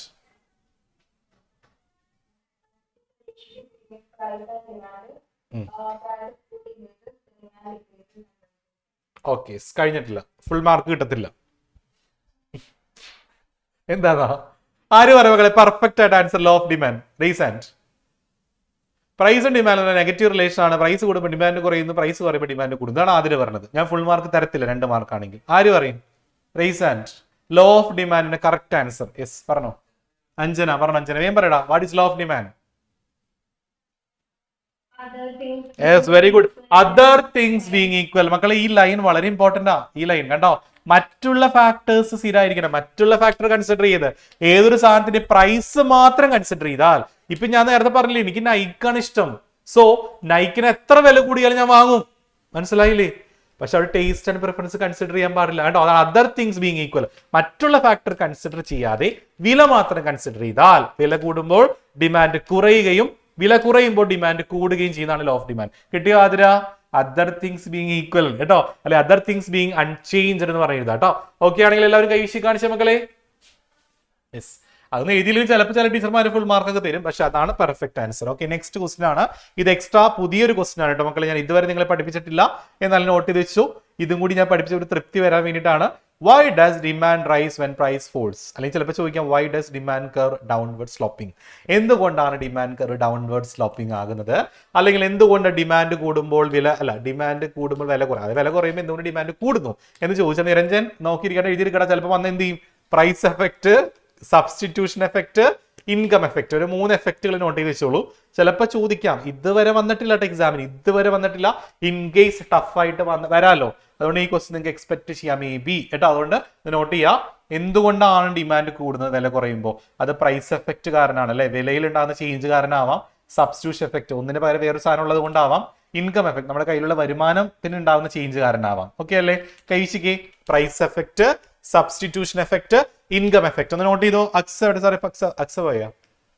Aqsa note ചെയ്യോ. Why does demand rise when price falls? കിട്ടിയില്ലേ? എല്ലാവർക്കും ക്ലിയർ ആയില്ല? അല്ലെങ്കിൽ why the demand curve downward sloping എന്ന് ചോദിക്കാം. എന്തുകൊണ്ട് ഡിമാൻഡ് കർവ് ഡൗൺവേർഡ് സ്ലോപ്പിംഗ് ആയി? ഓക്കെ അല്ലേ മക്കളെ? 3 കാര്യങ്ങൾ നോട്ട് ചെയ്തോ എല്ലാവരും? 2 എക്സമാരും. Okay, set. എല്ലാവർക്കും ക്ലിയർ അല്ലേ? അത് കഴിഞ്ഞിട്ട് ചേഞ്ചസ് ഇൻ ഡിമാൻഡ്. മക്കളെ ചേഞ്ചസ് ഇൻ ഡിമാൻഡ് നിങ്ങൾ ചാർട്ടായിട്ട് ഞാൻ നിങ്ങൾക്ക് വരച്ചു തന്നിട്ടുണ്ട്. ചാർട്ടായിട്ട് തന്നെ പഠിച്ചാൽ കുറച്ചുകൂടി നന്നായിരുന്നു. ഓക്കെ സാറേ, ഒന്ന് പ്ലെയിൻ ആക്കി തരുമോ? പ്ലെയിൻ ആക്കി. ചേഞ്ചസ് ഇൻ ഡിമാൻഡ് ആണ്. സോ ചേഞ്ചസ് ഇൻ ഡിമാൻഡ് എന്ന് പറഞ്ഞിട്ടുണ്ടെങ്കിൽ ഒറ്റയടിക്ക് ഒരു ചാർട്ടായിട്ട് പഠിക്കുക. ചേഞ്ചസ് ഇൻ ഡിമാൻഡ്, ഡിമാൻഡിൽ ഉണ്ടാകുന്ന മാറ്റമാണ്. ഡിമാൻഡിൽ 2 മാറ്റങ്ങൾ സംഭവിക്കാം. ഒന്ന് on the basis of price അല്ലെ, പ്രൈസിന്റെ അടിസ്ഥാനത്തിൽ ഡിമാൻഡ് കൂടുകയും ചെയ്യാം കുറയുകയും ചെയ്യാം. On the basis of price, അതാണ് ഇത് എലോങ് ദ ഡിമാൻഡ് കർവ് എന്ന് പറയാം കേട്ടോ. അതായത് ഡിമാൻഡ് കർവിൽ മാത്രം ഉണ്ടാകുന്ന ചേഞ്ച് എന്ന് പറയും കേട്ടോ. യെസ്, അത് ഓൺ ദ ബേസ് ഓഫ് പ്രൈസിൽ 2 എണ്ണം വരുന്നുണ്ട്. ഏതൊക്കെയാണ്? എക്സ്പാൻഷൻ ഓഫ് ഡിമാൻഡും കോൺട്രാക്ഷൻ ഓഫ് ഡിമാൻഡും. എക്സ്പാൻഷൻ ഓഫ് ഡിമാൻഡും കോൺട്രാക്ഷൻ ഓഫ് ഡിമാൻഡ് കേട്ടോ. എക്സ്പാൻഷൻ ഓഫ് ഡിമാൻഡും കോൺട്രാക്ഷൻ ഓഫ് ഡിമാൻഡും. യെസ്. ഇനി on the base of factors other than price. On the basis of factors other than price. On the basis of factors other than price. Price ഒഴികെ മറ്റുള്ള ഫാക്ടേഴ്സിന് മാറ്റം വരിക. Other than price, price ഒഴിച്ച് മറ്റുള്ള ഫാക്ടേഴ്സിന് മാറ്റം വന്നുകൊണ്ട് ഡിമാൻഡ് കൂടുകയും ചെയ്യാം കുറയുകയും ചെയ്യാം. അതിൽ കൂടുകയാണെങ്കിൽ അതിന് increase in demand, upward shift in demand എന്നൊക്കെ പറയാം, അല്ലെങ്കിൽ rightward shift in demand എന്നൊക്കെ പറയും. ഇൻക്രീസ് ഇൻ ഡിമാൻഡ് അല്ലെങ്കിൽ ഡിക്രീസ് ഇൻ ഡിമാൻഡ് കേട്ടോ. Decrease in demand, leftward shift എന്നൊക്കെ പറയും. ഓക്കെ, എക്സ്പാൻഷൻ ഓഫ് ഡിമാൻഡ് എന്ന് പറഞ്ഞാൽ അത് along the same demand curve ആണ് കേട്ടോ. Along the change along the same demand curve, along the same demand curve കേട്ടോ. ഒരു ഡിമാൻഡ് കർവിൽ തന്നെ ഉണ്ടാകുന്ന മാറ്റമാണ് ഇത് കേട്ടോ. എക്സ്പാൻഷനും കോൺട്രാക്ഷനും ജസ്റ്റ് എന്നിട്ട് ഇങ്ങനെ ഫിഗർ വരയ്ക്കുക.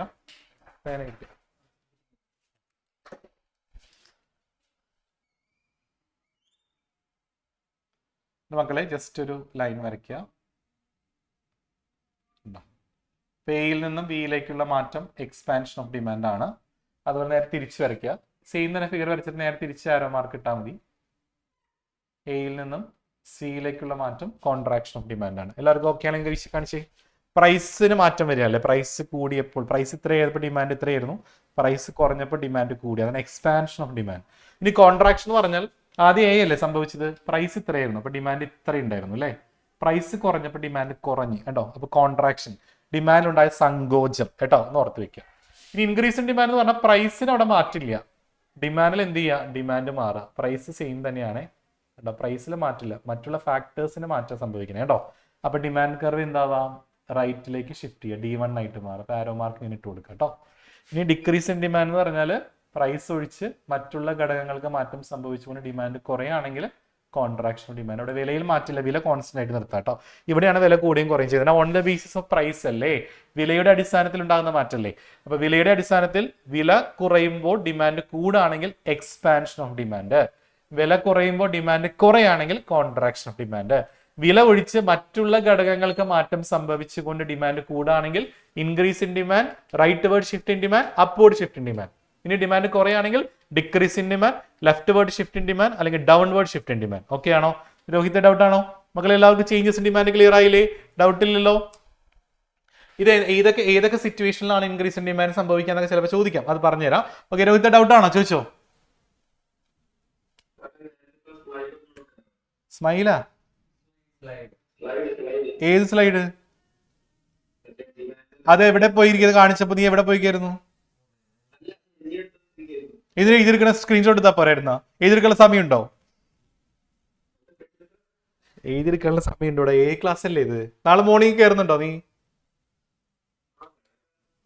നിനക്ക് വേണേ അപ്പൊ കൊടുക്കണ്ട സാറേ, നാളെ കയറട്ടെ അവൻ, അപ്പൊ കൊടുക്കാം. നാളെ നീ കയറിയാൽ നിനക്ക് ഞാൻ തരാം കേട്ടോ. രാവിലെ 6 മണിക്ക് അലാറം വെച്ച് എഴുന്നേറ്റ് ക്ലാസ്സിൽ കയറി തരാം. ഓക്കെ, നാളെ മോർണിംഗിൽ ക്ലാസ് ഉണ്ട് കേട്ടോ. മോർണിംഗിൽ നിങ്ങൾക്ക് ഡൗട്ടൊക്കെ ക്ലിയർ ചെയ്യാനുള്ള ക്ലാസ് വെച്ചിട്ടുണ്ട്. സോ ഡൗട്ടൊക്കെ ക്ലിയർ ചെയ്യാം. രോഹിത്തെ അപ്പോൾ രാവിലെ കയറിയാലും നിനക്ക് ഞാൻ തരത്തുള്ളൂ കേട്ടോ. ഓക്കെ, അപ്പോൾ ഓൺ ദ ബേസ് പ്രൈസ്, വിലയിലുണ്ടാകുന്ന മാറ്റം മൂലം ഡിമാൻഡ് കൂടാതെ എക്സ്പാൻഷൻ, കുറയാണെങ്കിൽ കോൺട്രാക്ഷൻ, വില ഒഴിച്ച് മാറ്റം. എല്ലാവർക്കും ക്ലിയർ ആയോ മക്കളെ? ചാർട്ട് ക്ലിയർ ആയോ? ഇത് എനിക്ക് തോന്നുന്നു സെക്കൻഡ് ടേം എക്സാമിന് എന്തോ ചോദിച്ചിട്ടുണ്ട് കേട്ടോ. അത് ഇമ്പോർട്ടന്റ് ആണ്, പഠിക്കണം കേട്ടോ. നിരഞ്ജൻ ക്ലിയർ ആയോ? നിരഞ്ജൻ എങ്ങനെയോ അവിടെ പിടിച്ചിരുത്തിയേക്കാ. ഓക്കെ, അപ്പൊ എല്ലാവർക്കും ചേഞ്ചസ് ഇൻ ഡിമാൻഡ് ക്ലിയർ ആയെന്ന് കരുതുന്നു. നെക്സ്റ്റ് ടോപ്പിക്കിലോട്ട് പോകാം. നെക്സ്റ്റ് ടോപ്പിക് കാണിച്ചു പറയും. കോസസ് ആണ്. ഇപ്പോൾ ഞാൻ പറഞ്ഞു ഡിമാൻഡ് ഇൻക്രീസ് ചെയ്യാനുള്ള കാരണങ്ങളോട് ഞാൻ പറഞ്ഞു. എപ്പോഴൊക്കെ ഡിമാൻഡ് ഇൻക്രീസ് ചെയ്യുക? നോർമൽ ഗുഡ്സിന്റെ കാര്യത്തിൽ ഇൻകം കൂടുമ്പോൾ ഡിമാൻഡ് കൂടും, ഇൻഫീരിയർ ഗുഡിന്റെ കാര്യത്തിൽ ഇൻകം കുറയുമ്പോൾ ഡിമാൻഡ് എന്താവും? കൂടും. ആ ഒരു കേസുകളൊന്ന് സ്ക്രീൻഷോട്ട് എടുത്ത് വെച്ചാൽ നോട്ട് ഉണ്ടല്ലോ, ടെക്സ്റ്റ് ബുക്ക് ഉണ്ടല്ലോ, മെറ്റീരിയൽ, അത് പഠിക്കാം കേട്ടോ. സെക്കൻഡ് ടൈം എക്സാമിന് ചോദിച്ചിട്ടുണ്ടായിരുന്നു കേട്ടോ. സാർ അടുത്തുകൊണ്ട് കാണിച്ചു. ഡിക്രീസ് ഇൻ ഡിമാൻഡ് കാരണങ്ങൾ നേരെ ഓപ്പോസിറ്റ് ആണ്. ഇൻക്രീസ് ഇൻ ഡിമാൻഡ് പഠിച്ച നേരെ ഓപ്പോസിറ്റ് കേട്ടോ. ഇനി അടുത്ത മാർക്കറ്റ് ഡിമാൻഡ്. മാർക്കറ്റ് ഡിമാൻഡ് കാണാൻ ഈ അടുത്ത കാലങ്ങളിൽ ചോദിക്കുന്നില്ല, സോ അതുകൊണ്ട് ചോദിക്കാം മക്കളെ. സിമ്പിൾ ആണ് കേട്ടോ. നമ്മുടെ ക്വസ്റ്റ്യനിൽ ചിലപ്പോൾ ഒരു 3 ഡിമാൻഡ് തരും, അല്ലെ ചിലപ്പോൾ 2 തരത്തുള്ളൂ, 2 or 3 തരാം. അപ്പൊ മാർക്കറ്റ് ഡിമാൻഡ് കാണാൻ പറഞ്ഞാൽ വെറുതെ കൂട്ടി വെച്ചാൽ മതി കേട്ടോ. അപ്പൊ 2 + 4 + 6 എത്ര? 6 4 10 2 12 കണ്ടോ. അപ്പൊ പ്രൈസ് കൂട്ടരുത് കേട്ടോ മക്കളെ, പ്രൈസും കൂടി കൂട്ടി വെക്കരുത്, അതിന്റെ കൂടെ ഡിമാൻഡ് ആണ് കൂട്ടി വെക്കേണ്ടത് കേട്ടോ. ക്ലിയർ ആയോ അക്സ? എല്ലാവർക്കും ക്ലിയർ ആയോ? എല്ലാവർക്കും ഓക്കെ അല്ലേ? യെസ്. അപ്പൊ മാർക്കറ്റ് ഡിമാൻഡ് കാണാൻ പറഞ്ഞാലും മാർക്കറ്റ് സപ്ലൈ കാണാൻ പറഞ്ഞാലും ഇങ്ങനെയാണ് കേട്ടോ. എത്ര സപ്ലൈ തന്നിട്ടുണ്ടോ അത് കൂട്ടാം. 3 ആണെങ്കിൽ 3, 4 ആണെങ്കിൽ 4 കൂട്ടാം കേട്ടോ. യെസ്. അടുത്താണ് പ്രൈസ് ഇലാസ്റ്റിസിറ്റി ഓഫ് ഡിമാൻഡ് ആണ്. പ്രൈസ് ഇലാസ്റ്റിസിറ്റി ഓഫ് ഡിമാൻഡ് എന്ന് പറഞ്ഞാൽ എന്താ? It measures the degree of responsiveness. മക്കളെ, ആ ഡിഗ്രി ഓഫ് റെസ്പോൺസീവ്നെസ് എന്ന് പറയുന്ന വേർഡ് മസ്റ്റ് ആയിട്ട് വേണം കേട്ടോ. തോന്നിയ പോലെ പ്രൈസ് ഇലാസ്റ്റിസിറ്റി ഒന്നും എഴുതി വെക്കരുത്. അപ്പൊ പ്രൈസ് ഇലാസ്റ്റിസിറ്റി ഓഫ് ഡിമാൻഡ് എന്ന് പറഞ്ഞാൽ എന്താ? It measures the degree of responsiveness of demand for a good to change in its price. കണ്ടോ, ഒരു സാധനത്തിന്റെ വിലയിൽ മാറ്റം സംഭവിക്കുമ്പോൾ ഡിമാൻഡിൽ ഉണ്ടാകുന്ന ഡിഗ്രി ഓഫ് റെസ്പോൺസീവ്നെസ്സിനെയാണ് പ്രൈസ് ഇലാസ്റ്റിസിറ്റി ഓഫ് ഡിമാൻഡ് എന്ന് പറയാം. യെസ് സാറേ, 5 degrees of price elasticity of demand ഉണ്ട്. പെർഫെക്റ്റ്ലി ഇലാസ്റ്റിക് ഡിമാൻഡ് ഉണ്ട്, പെർഫെക്റ്റ്ലി ഇൻഇലാസ്റ്റിക് ഡിമാൻഡ് ഉണ്ട്, യൂണിറ്റ് ഇലാസ്റ്റിക് ഡിമാൻഡ് ഉണ്ട്, ഇലാസ്റ്റിക് ഡിമാൻഡ് ഉണ്ട്, ഇൻഇലാസ്റ്റിക് ഡിമാൻഡ് ഉണ്ട്. ഇതിന്റെ ചിലപ്പോൾ മെഷർമെന്റ് 1 മാർക്കിന് ചോദിക്കാം കേട്ടോ. പെർഫെക്റ്റ്ലി ഇലാസ്റ്റിക് ഡിമാൻഡിൽ ED = എത്രയാ? ഇലാസ്റ്റിക് ഡിമാൻഡ് എത്രയായിരിക്കും? ഒരാളെ വിളിച്ച സാറേ.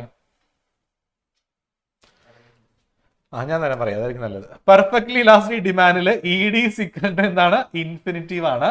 പെർഫെക്റ്റ്ലി ഇൻഇലാസ്റ്റിക് ഡിമാൻഡിൽ ED = 0 ആണ്. യൂണിറ്റ് ഇലാസ്റ്റിക് ഡിമാൻഡിൽ ED = 1 ആണ്. ഇലാസ്റ്റിക്കിൽ ED = greater than 1. ED is equal to less than 1. ചിലപ്പോൾ മേ ബി ഇതിന്റെ മെഷർമെന്റ് ചെയ്താൽ 1 മാർക്കിന്റെ ക്വസ്റ്റിൽ MCQ ഉണ്ടാവും, അതുകൊണ്ട് പഠിച്ചു വെക്കുക കേട്ടോ. Perfectly elastic demand infinitive, perfectly inelastic demand 0, unit elastic demand 1, elastic demand greater than 1, inelastic less than 1. Okay, അപ്പോൾ ഇതിന്റെ പ്രോബ്ലം നമുക്ക് ബ്രേക്ക് ചെയ്തിട്ട് ചെയ്യാം. സോ എല്ലാവരും കറക്റ്റ് 10 മിനിറ്റ് ബ്രേക്ക് എടുക്കാം, നമുക്ക് പോർഷന് കൂടുതൽ കവർ ചെയ്യാനുണ്ട്, അതുകൊണ്ട് കറക്റ്റ് ടൈമിന് വരിക കേട്ടോ. വീഡിയോ ആക്കാം കേട്ടോ. വേഗമാവട്ടെ. രോഹിത്തെ, ആതിര, അഞ്ജന, കൃഷ്ണ, പ്രിയ, വേഗമാവട്ടെ എല്ലാവരും. നിരഞ്ജൻ, സന, പാർവതി. യെസ്, നമുക്കിനി ഇലാസ്റ്റിസിറ്റി ഓഫ് ഡിമാൻഡ് ഒരു പ്രോബ്ലം ചെയ്യാം കേട്ടോ. കാരണം ചിലപ്പോൾ ഒരു പ്രോബ്ലം 2 മാർക്കിന് 3 മാർക്കിന് ചോദിക്കാം. അപ്പൊ പെർസെന്റേജ് മെത്തേഡ് പ്രകാരം ഇലാസ്റ്റിസിറ്റി ഓഫ് ഡിമാൻഡ് കാണുന്ന ഇക്വേഷൻ എന്താ? Percentage change in demand divided by percentage change in price, അല്ലെങ്കിൽ delta Q by delta P into P by Q. മക്കളെ ഈ ഒരു ഇക്വേഷൻ വെച്ച് നമുക്ക് പ്രോബ്ലം വരാം. ഇത് ഇലാസ്റ്റിസിറ്റി ഓഫ് ഡിമാൻഡ് കാണാൻ പറഞ്ഞാലും ഇലാസ്റ്റിസിറ്റി സപ്ലൈ അടുത്ത ചാപ്റ്ററിൽ ഉണ്ട്, ഇലാസ്റ്റിസിറ്റി സപ്ലൈ കാണാൻ പറഞ്ഞാലും സെയിം ഇക്വേഷൻ ആണ് കേട്ടോ. ഓക്കെ ആണെങ്കിൽ വീശി കാണിച്ച എല്ലാവരും. യെസ്, ഇനി പെർസെന്റേജ് ചെയ്യുന്നത് എപ്പോഴാണെന്നറിയോ? പെർസെന്റേജിൽ ക്വസ്റ്റ്യൻ തരും, അപ്പോഴാണ് percentage change in demand divided by percentage change in price ചെയ്യേണ്ടത്. സാർ ഇത് ക്വസ്റ്റ്യൻ കാണിച്ചു. നമുക്കൊരു പ്രോബ്ലം ചെയ്യാം. നോക്കിയ ക്വസ്റ്റ്യൻ ഇതാണ്. The price of petrol increases from 60 to 70 and demand decreases from 100 liter to 80 liter. കണ്ടോ, പെട്രോളിന്റെ വില 60 രൂപയിൽ നിന്നും 70 രൂപയായപ്പോൾ ഡിമാൻഡിന് എന്ത് സംഭവിച്ചു? 100-ൽ നിന്നും 80 ആയി. സോ നമുക്ക് ഇവിടെ പ്രൈസ് എഴുതുക, നിങ്ങൾ എടുത്ത് എഴുതാം കേട്ടോ. പ്രൈസിന് എന്താ സംഭവിച്ചേ? പ്രൈസ് 60 രൂപയിൽ നിന്നും 70 രൂപയായിട്ട് കൂടി അല്ലേ? അപ്പൊ ഡിമാൻഡ് എന്താ സംഭവിച്ചേ? യെസ്, ഡിമാൻഡ് 100 ലിറ്ററിൽ നിന്നും 100 ലിറ്ററിൽ നിന്നും 80 ലിറ്റർ ആയിട്ട് കുറഞ്ഞു. യെസ്, അപ്പൊ ഇലാസ്റ്റിസിറ്റി ഡിമാൻഡ് കാണാനുള്ള ഇക്വേഷൻ നിങ്ങൾക്ക് എല്ലാവർക്കും അറിയാം. Elastic demand is equal to delta Q divided by delta P into P by Q. മക്കൾ ഇത് മാറിപ്പോകരുത്. ഇവിടെ ക്യൂ ആണെങ്കിൽ ഇവിടെ പി എ കൊടുക്കണ്ടേ കേട്ടോ, ക്യൂ ബൈ പി എന്ന് കൊടുക്കരുത്. അപ്പൊ ഡെൽറ്റ ക്യൂ എന്ന് പറയുക ക്വാണ്ടിറ്റിയിൽ ഉണ്ടായ വ്യത്യാസം, ഡിമാൻഡിലെ ക്വാണ്ടിറ്റി ഡിമാൻഡിൽ ഉണ്ടായ വ്യത്യാസം എത്രയാ? 100-ൽ നിന്ന് 80 ആയി അല്ലേ? അപ്പൊ 100-ൽ നിന്നും 80 ആയപ്പോൾ അത് എത്ര കുറഞ്ഞു? -20. 20 കുറയാണ് ചെയ്തത്, അതുകൊണ്ട് മൈനസ് ഇട്ട് കൊടുക്കുക കേട്ടോ. 100-ൽ നിന്നും 80 അല്ലേ ആയത്, കുറയല്ലേ ചെയ്തത്. അപ്പൊ 20 യൂണിറ്റ് കുറഞ്ഞു, അത് +20 ഇട്ടാലും പ്രശ്നമൊന്നുമില്ല. അപ്പൊ -20 ബൈ ഡെൽറ്റ പി. ഡെൽറ്റ എന്ന് പറഞ്ഞ എക്കണോമിക്സിൽ എന്താണ്? ചേഞ്ച് എന്നാണ് അർത്ഥം കേട്ടോ, ചേഞ്ച്, മാറ്റം. ഓക്കെ, യെസ്, ഇവിടെ ഡെൽറ്റ പി എന്ന് പറഞ്ഞാൽ പ്രൈസിൽ ഉണ്ടായ വ്യത്യാസം. 60 രൂപയിൽ നിന്നും 70 രൂപയായി. അപ്പൊ എത്രയാ മാറ്റം? 10 രൂപ ഇൻറ്റു പി ബൈ ക്യൂ എന്ന് പറഞ്ഞാൽ ആദ്യത്തെ പ്രൈസും ആദ്യത്തെ ക്വാണ്ടിറ്റിയാണ്. പിയും ക്യൂ എന്ന് പറഞ്ഞാൽ ഇനീഷ്യൽ പ്രൈസ്. ആദ്യം വില 60 രൂപയല്ലേ ആയിരുന്നത്, സോ പി എന്ത് വരും? 60 ബൈ ക്യൂ എന്ന് പറഞ്ഞാൽ ആദ്യത്തെ ക്വാണ്ടിറ്റി എത്രയായിരുന്നു? 100 ആയിരുന്നു. ഓക്കെ അല്ലേ? അപ്പോൾ 20 ഇൻറ്റു വരുമ്പോൾ മക്കളെ നേരിട്ടാണ് ഇൻറ്റു ചെയ്യേണ്ടത്, അറിയാലോ. മാത്സിൽ ഇൻറ്റു വന്നാൽ നേരിട്ടാണ് ഇൻറ്റു ചെയ്യേണ്ടത്. അപ്പോൾ 1200 ഡിവൈഡഡ് ബൈ 1000 ആണെങ്കിൽ വീശി കാണിച്ചേ. 1200 ഡിവൈഡ് ബൈ 1000 എത്ര ആൻസർ കിട്ടുക? ആരെങ്കിലും ആൻസർ ഉണ്ടെങ്കിൽ റീസെൻഡ് ചെയ്ത് വേഗമാവട്ടെ. 1200. യെസ്, എത്ര സാർ? രോഹിത്തിനെ വിളിച്ചു. മോനെ രോഹിത് എത്രയുടെ? 1200 ഡിവൈഡ് ബൈ 1000 എത്ര മോനെ? യെസ്, 1.2 ആണ്. ഇതിന് എന്ത് പറയാം നമുക്ക്? ഇലാസ്റ്റിക് ഡിമാൻഡ് ആണോ ഇൻഇലാസ്റ്റിക് ഡിമാൻഡ് ആണോ? അല്ല, ഇലാസ്റ്റിക്. ഒന്നിനേക്കാൾ കൂടുതലല്ലേടാ, ഗ്രേറ്റർ ദാൻ 1 അല്ലേ? So it is elastic demand. ചിലപ്പോൾ കൺക്ലൂഷൻ എഴുതാൻ പറയും, അപ്പോൾ ഇലാസ്റ്റിക് ഡിമാൻഡ് എഴുതാം കേട്ടോ. ഇലാസ്റ്റിക് ഡിമാൻഡ് എഴുതാൻ പറഞ്ഞാൽ. ഓക്കെ, എല്ലാവർക്കും സെറ്റ് അല്ലേ? ഇനി what would be the price elasticity when price increases by 10%. Price 10% കൂടി, ഡിമാൻഡ് 8% കുറഞ്ഞു. ഇതെങ്ങനെയാ കണ്ടുപിടിക്കേണ്ട? ഒരാളെ വിളിച്ചേ. പ്രൈസ് 10% കൂടിയപ്പോൾ ഡിമാൻഡ് 8% കുറഞ്ഞു. എന്താ ചെയ്യേണ്ടടാ? അമൽ കൃഷ്ണ, പെർസെന്റേജിൽ തന്നാൽ നമ്മൾ ഏത് ഇക്വേഷൻ ആടാ? Percentage change in demand. മോള് ഡിമാൻഡ് ആണ് വരിക. പറഞ്ഞ ഇക്വേഷൻ പറഞ്ഞേ. പെർസെന്റേജ് ചേഞ്ച് ഇൻ ചോദനം തന്നെ പഠിച്ചിരുന്നോണ്ട് മലയാളം പഠിച്ച് ചോദനെന്നും പ്രധാനം എന്നൊക്കെ പഠിക്കാം. പെർസെന്റേജ് ചേഞ്ച് ഇൻ എന്താടാ? പെർസെന്റേജ് ചേഞ്ച് വില. ഓക്കേടാ, വെരി ഗുഡ്. ചോദനത്തിനുണ്ടായ വ്യത്യാസം എത്രയാടാ? 8%. ഡിമാൻഡിൽ 8%. അപ്പൊ 8/10. എത്ര? 8/10 0.8 ആണോ? അല്ലടാ, 8/10 കറക്റ്റ് അല്ലേ? Okay, very good. മലയാളമാണെങ്കിൽ എല്ലാം അറിയാം. ഓക്കെ മക്കൾ, എല്ലാവർക്കും ഓക്കെ ആണെങ്കിൽ വിഷയം കാണിച്ചേ. പെർസെന്റേജിൽ ഒന്ന് ഇങ്ങനെ ചെയ്യണം കേട്ടോ. പെർസെന്റേജ് ചിലപ്പോൾ തരാം, 1 മാർക്കിന് 2 മാർക്കിനൊക്കെ വരാം. അപ്പൊ ഡിമാൻഡിൽ ഉണ്ടായ പെർസെന്റേജ് മുകളിൽ എഴുതണം കേട്ടോ. ഡിമാൻഡ് ആണ് മുകളിൽ, അടിയിൽ പ്രൈസ് മാറിപ്പോവരുത് കേട്ടോ. എല്ലാവർക്കും ഓക്കെ ആണെങ്കിൽ വിഷയം കാണിച്ചേ. സാറേ നെക്സ്റ്റ് ജോമെട്രിക് മെത്തേഡ്. ജോമെട്രിക് മെത്തേഡിൽ ഇലാസ്റ്റിസിറ്റി ഓഫ് ഡിമാൻഡ് കാണാനായിട്ട് നിങ്ങൾക്ക് എല്ലാവർക്കും അറിയാം, lower segment divided by upper segment ആണ്. ഏതെങ്കിലും ഒരു പോയിന്റ് വന്നിട്ട് അതിന്റെ ഇലാസ്റ്റിസിറ്റി കാണാൻ പറഞ്ഞാൽ നിങ്ങൾ എന്ത് ചെയ്യണം? അടിയിലോട്ടുള്ള ദൂരം ഡിവൈഡ് ബൈ മുകളിലോട്ടുള്ള ദൂരം. അപ്പൊ സി എന്ന് പറയുന്ന പോയിന്റിലെ ഇലാസ്റ്റിസിറ്റി കാണാൻ പറഞ്ഞാൽ C B by C A. Clear ആയോ? സി മുതൽ ബി വരെയുള്ള അകലം സി ബി ബൈ മുകളിലോട്ടുള്ള ദൂരം C A, C B by C A. Okay ആണെങ്കിൽ കാണിച്ച എല്ലാവരും യെസ്. ഒരു ക്വസ്റ്റൻ ആണ്, C is a point on the demand curve A B. A B എന്ന് പറയുന്ന ഡിമാൻഡ് കർവിലെ ഒരു പോയിന്റ് ആണ് C. The length of B C is 15 centimetre. B സിയുടെ നീളം 15 സെന്റിമീറ്ററും എ സിയുടെ നീളം 10 സെന്റിമീറ്ററും ആണെങ്കിൽ ഇലാസ്റ്റിസിറ്റി ഓഫ് ഡിമാൻഡ് എത്രയാ? ഒരാളെ വിളിച്ച് സാറേ, സി എന്ന് പറയുന്ന പോയിന്റിലെ ഇലാസ്റ്റിസിറ്റി ഓഫ് ഡിമാൻഡ് കാണാൻ പറഞ്ഞിട്ടുണ്ട്. യെസ്, ആരാണത്? ഭൗമികെ. സി എന്ന് പറയുന്ന പോയിന്റിൽ ഇലാസ്റ്റിസിറ്റി കാണാൻ പറഞ്ഞിട്ടുണ്ട്. സി ബി നമുക്ക് തന്നിട്ടുണ്ട്. എത്ര? ബി സി എത്രയാ? 15 സെന്റിമീറ്റർ, എ സി 10 സെന്റിമീറ്റർ. അപ്പൊ എങ്ങനെയാ കാണാടാ? പറഞ്ഞ വേഗം പറഞ്ഞേ, സമയങ്ങളല്ലേ, വേഗം പറയ്. അറിയോ? അറിയെങ്കിൽ വേഗം പറയ്. അനങ്ങി ഇരിക്കല്ലേ, വേഗം പറയൂ.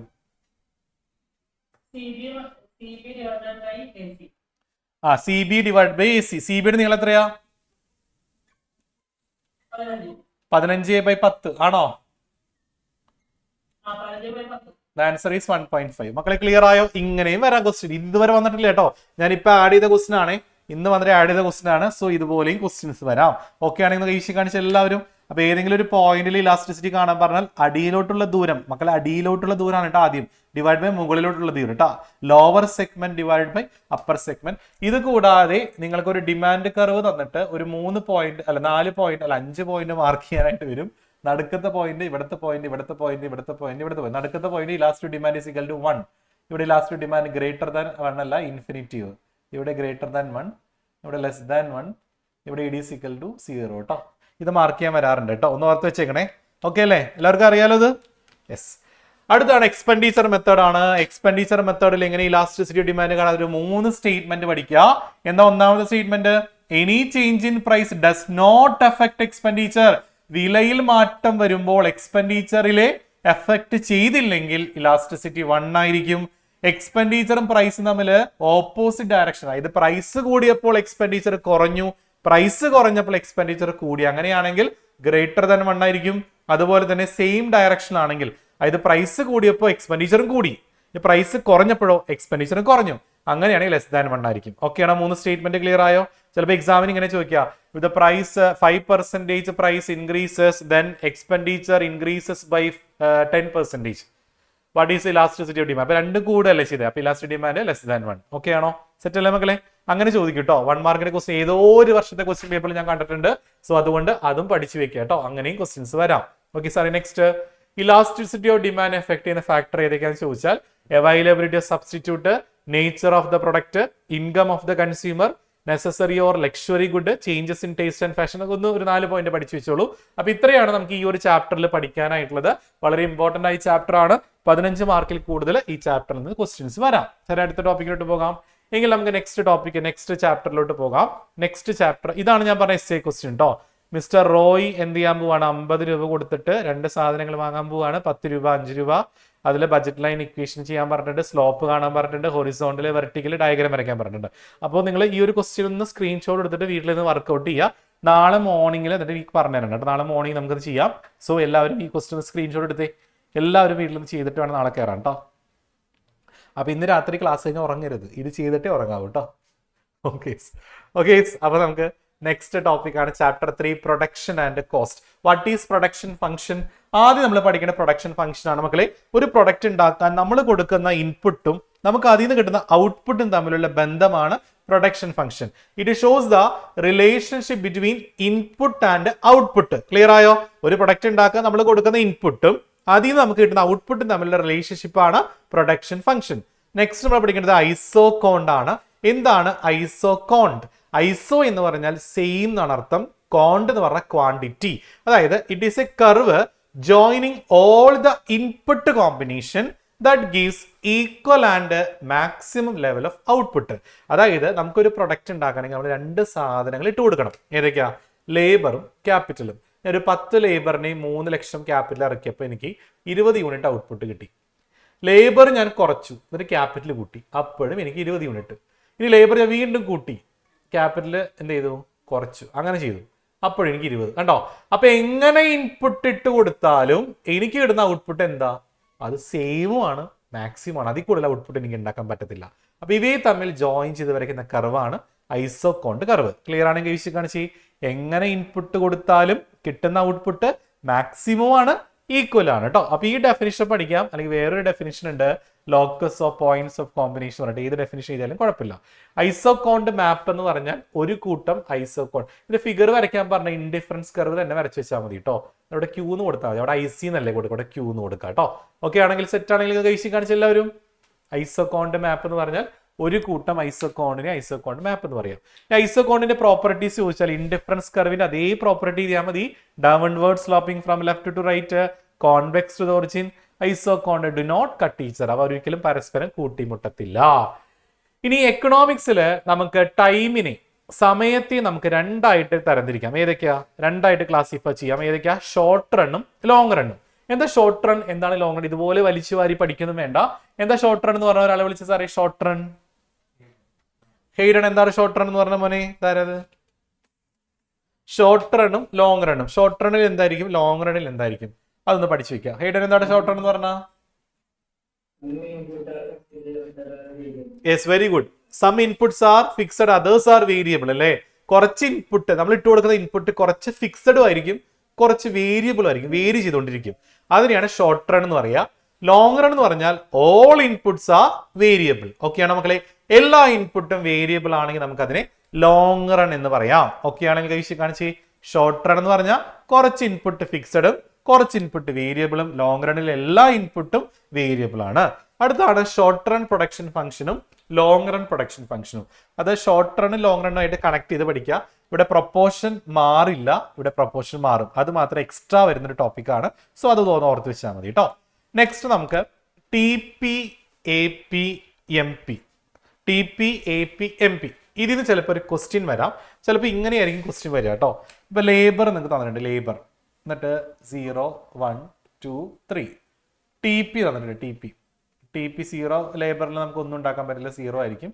ടി പിയിൽ ഒരു 10 യൂണിറ്റ് ഉണ്ടാക്കി, ഒരു 15 യൂണിറ്റ് ഉണ്ടാക്കി, ഒരു 20 യൂണിറ്റ് ഉണ്ടാക്കി എങ്കിൽ എ പി കാണാം, എം പി കാണാം. ഇങ്ങനെ കാണാൻ പറഞ്ഞാൽ എങ്ങനെയാണ് കണ്ടുപിടിക്കണ്ടേ? എ പി കാണാനുള്ള ഇക്വേഷൻ എന്താ? T P by input. T പിനെ ഇൻപുട്ട് വെച്ച് ഡിവൈഡ്. ഇൻപുട്ട് എന്ന് പറയുന്നത് ലേബർ ആണ് കേട്ടോ മക്കളെ. 0/0, 10/1 10, 15/2 7.5, 20/3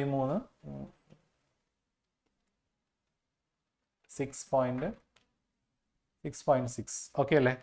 ഇനി എം പി കാണാൻ പറഞ്ഞ മക്കളെ. എം എന്ന് പറഞ്ഞാൽ മക്കളെ ശ്രദ്ധിച്ചോ, എം എന്ന് പറഞ്ഞാൽ എന്താണെന്നറിയോ മക്കളെ? എം കാണാൻ പറഞ്ഞാൽ എപ്പോഴും ചേഞ്ച് ഇൻ ടി ആയിരിക്കും. മനസ്സിലായോ? അപ്പൊ എം പി കാണാൻ പറഞ്ഞാൽ എന്താ ചെയ്യണ്ടേ? Delta T P. കണ്ടോ? അപ്പൊ എം സി കാണാൻ പറഞ്ഞാലോ? എം സി കാണാൻ പറഞ്ഞാലോ? Delta T C. M R കാണാൻ പറഞ്ഞാലോ? എം ആർ കാണാൻ പറഞ്ഞാലോ? Delta T R. കണ്ടോ? അപ്പൊ എം വെച്ച സാധനം കാണാൻ പറയുമ്പോൾ നമ്മൾ എപ്പോഴും ടോട്ടലിന്റെ ഡിഫറൻസ് എടുക്കണം. ഓക്കെ ആണെങ്കിൽ കഴിച്ച് കാണിച്ച് ടോട്ടലിന്റെ ഡിഫറൻസ് എടുക്കാം. എം പി കാണാൻ പറഞ്ഞാൽ ടോട്ടൽ പ്രൊഡക്റ്റിന്റെ ഡിഫറൻസ്, എം സി കാണാൻ പറഞ്ഞാൽ ടോട്ടൽ കോസ്റ്റിന്റെ ഡിഫറൻസ്, എം ആർ കാണാൻ പറഞ്ഞാൽ ടോട്ടൽ റവന്യൂന്റെ ഡിഫറൻസ്. അപ്പൊ ഇവിടെ നമുക്ക് എം പി അല്ലേ കണ്ടുപിടിക്കണ്ടേ? അപ്പൊ ടോട്ടൽ പ്രൊഡക്റ്റിന്റെ ഡിഫറൻസ് 0 എന്നുള്ളത് 10 ആയി അല്ലേ? അപ്പൊ എത്രയും മാറ്റം? 10. 10 എന്നുള്ളത് 15 ആയി. അപ്പൊ എത്രയും മാറ്റം? 5. 15 എന്നുള്ളത് 20 ആയി, അപ്പോഴും 5. ഓക്കെ അല്ലേ മക്കളെ? അപ്പൊ എ പിയും എം പിയും കാണാൻ മനസ്സിലായെങ്കിൽ ഒന്ന് കഴിച്ച് കാണിച്ച എല്ലാവരും. യെസ്. അപ്പൊ നമ്മുടെ ഈ ഒരു ടോപ്പിക് കഴിഞ്ഞു. നെക്സ്റ്റ് നമ്മുടെ ടോപ്പിക്കാണ് മക്കളെ നമ്മുടെ എസ്സേ. 8 മാർക്കിന്റെ എസ്സേ ക്വസ്റ്റ്യൻ ആണ് law of variable proportion. Law of variable proportion എപ്പോഴും എക്സാമിന് 8 മാർക്കിനോ 5 മാർക്കിനൊക്കെ എപ്പോഴും ചോദിക്കുന്ന ക്വസ്റ്റ്യൻ ആണ്. ഫിഗർ വരയ്ക്കാൻ പറഞ്ഞിട്ടില്ലെങ്കിലും നിർബന്ധമായിട്ട് നമ്മൾ എന്ത് ചെയ്യണം? ഫിഗർ വരച്ചിരിക്കണം കേട്ടല്ലോ. യെസ്. ലോ ഓഫ് വേരിയബിൾ പ്രൊപ്പോർഷന്റെ ഫിഗർ നിങ്ങൾ തോന്നിയ പോലെ ഒന്നും വരയ്ക്കരുത്. അതിന് ചില റൂൾസ് ഒക്കെ ഉണ്ട്. തോന്നിയ പോലെ ഒരു ഫിഗർ വരയ്ക്കുക എന്നുള്ളതല്ല അവിടെ ഉദ്ദേശിക്കുന്നത്. എന്താണ് ലോ ഓഫ് വേരിയബിൾ പ്രൊപ്പോർഷൻ എന്ന് പറഞ്ഞാൽ? നമുക്കൊരു പ്രൊഡക്റ്റ് ഉണ്ടാക്കണമെങ്കിൽ നമ്മൾ കുറെ ഇൻപുട്ട് ഇട്ട് കൊടുക്കണം അല്ലേ? നമ്മൾ കൂടുതൽ ഇൻപുട്ട് ഇട്ട് കൊടുക്കുമ്പോൾ എന്താ സംഭവിക്കുക? സാർ ഒരാളെ വിളിച്ച് ഈ ലോ എന്താണ് എക്സ്പ്ലെയിൻ ചെയ്യുന്നത്? ആരത്? ഷെറിനെ? ആരാ? സെറീന. എന്താടാ ഈ ലോ എന്ന് പറഞ്ഞാൽ അറിയാമോടാ? ഈ ലോ എന്താണെന്ന് അറിയാമോ? ലോ ഓഫ് വേരിയബിൾ പ്രൊപ്പോർഷൻ പഠിച്ചതാണ് മറന്നുപോയി പറയാൻ മര്യാദ. ഇതുവരെയൊക്കെ മനസ്സിലാവണം, ഉറങ്ങാണിരുന്നു അവിടെ ഇരുന്ന്. ചാരി ചിലപ്പോ ഉറങ്ങിപ്പോവില്ല, എക്കണോമിക്സ് ആയതുകൊണ്ട് സുഖം കൂടി പോയി ഉറങ്ങിപ്പോവും. ഇല്ല. ഓക്കെ, ശരി ശരി. അടുത്ത ആര് വിളിക്കും സാറേ ലോ പറയാൻ? ഈ ലോ ആര് പറയും? നീരജ് ലോ എന്ന് പറഞ്ഞടാ. ലോ ഓഫ് വേരിയബിൾ പ്രൊപ്പോർഷൻ പറയും മോനെ.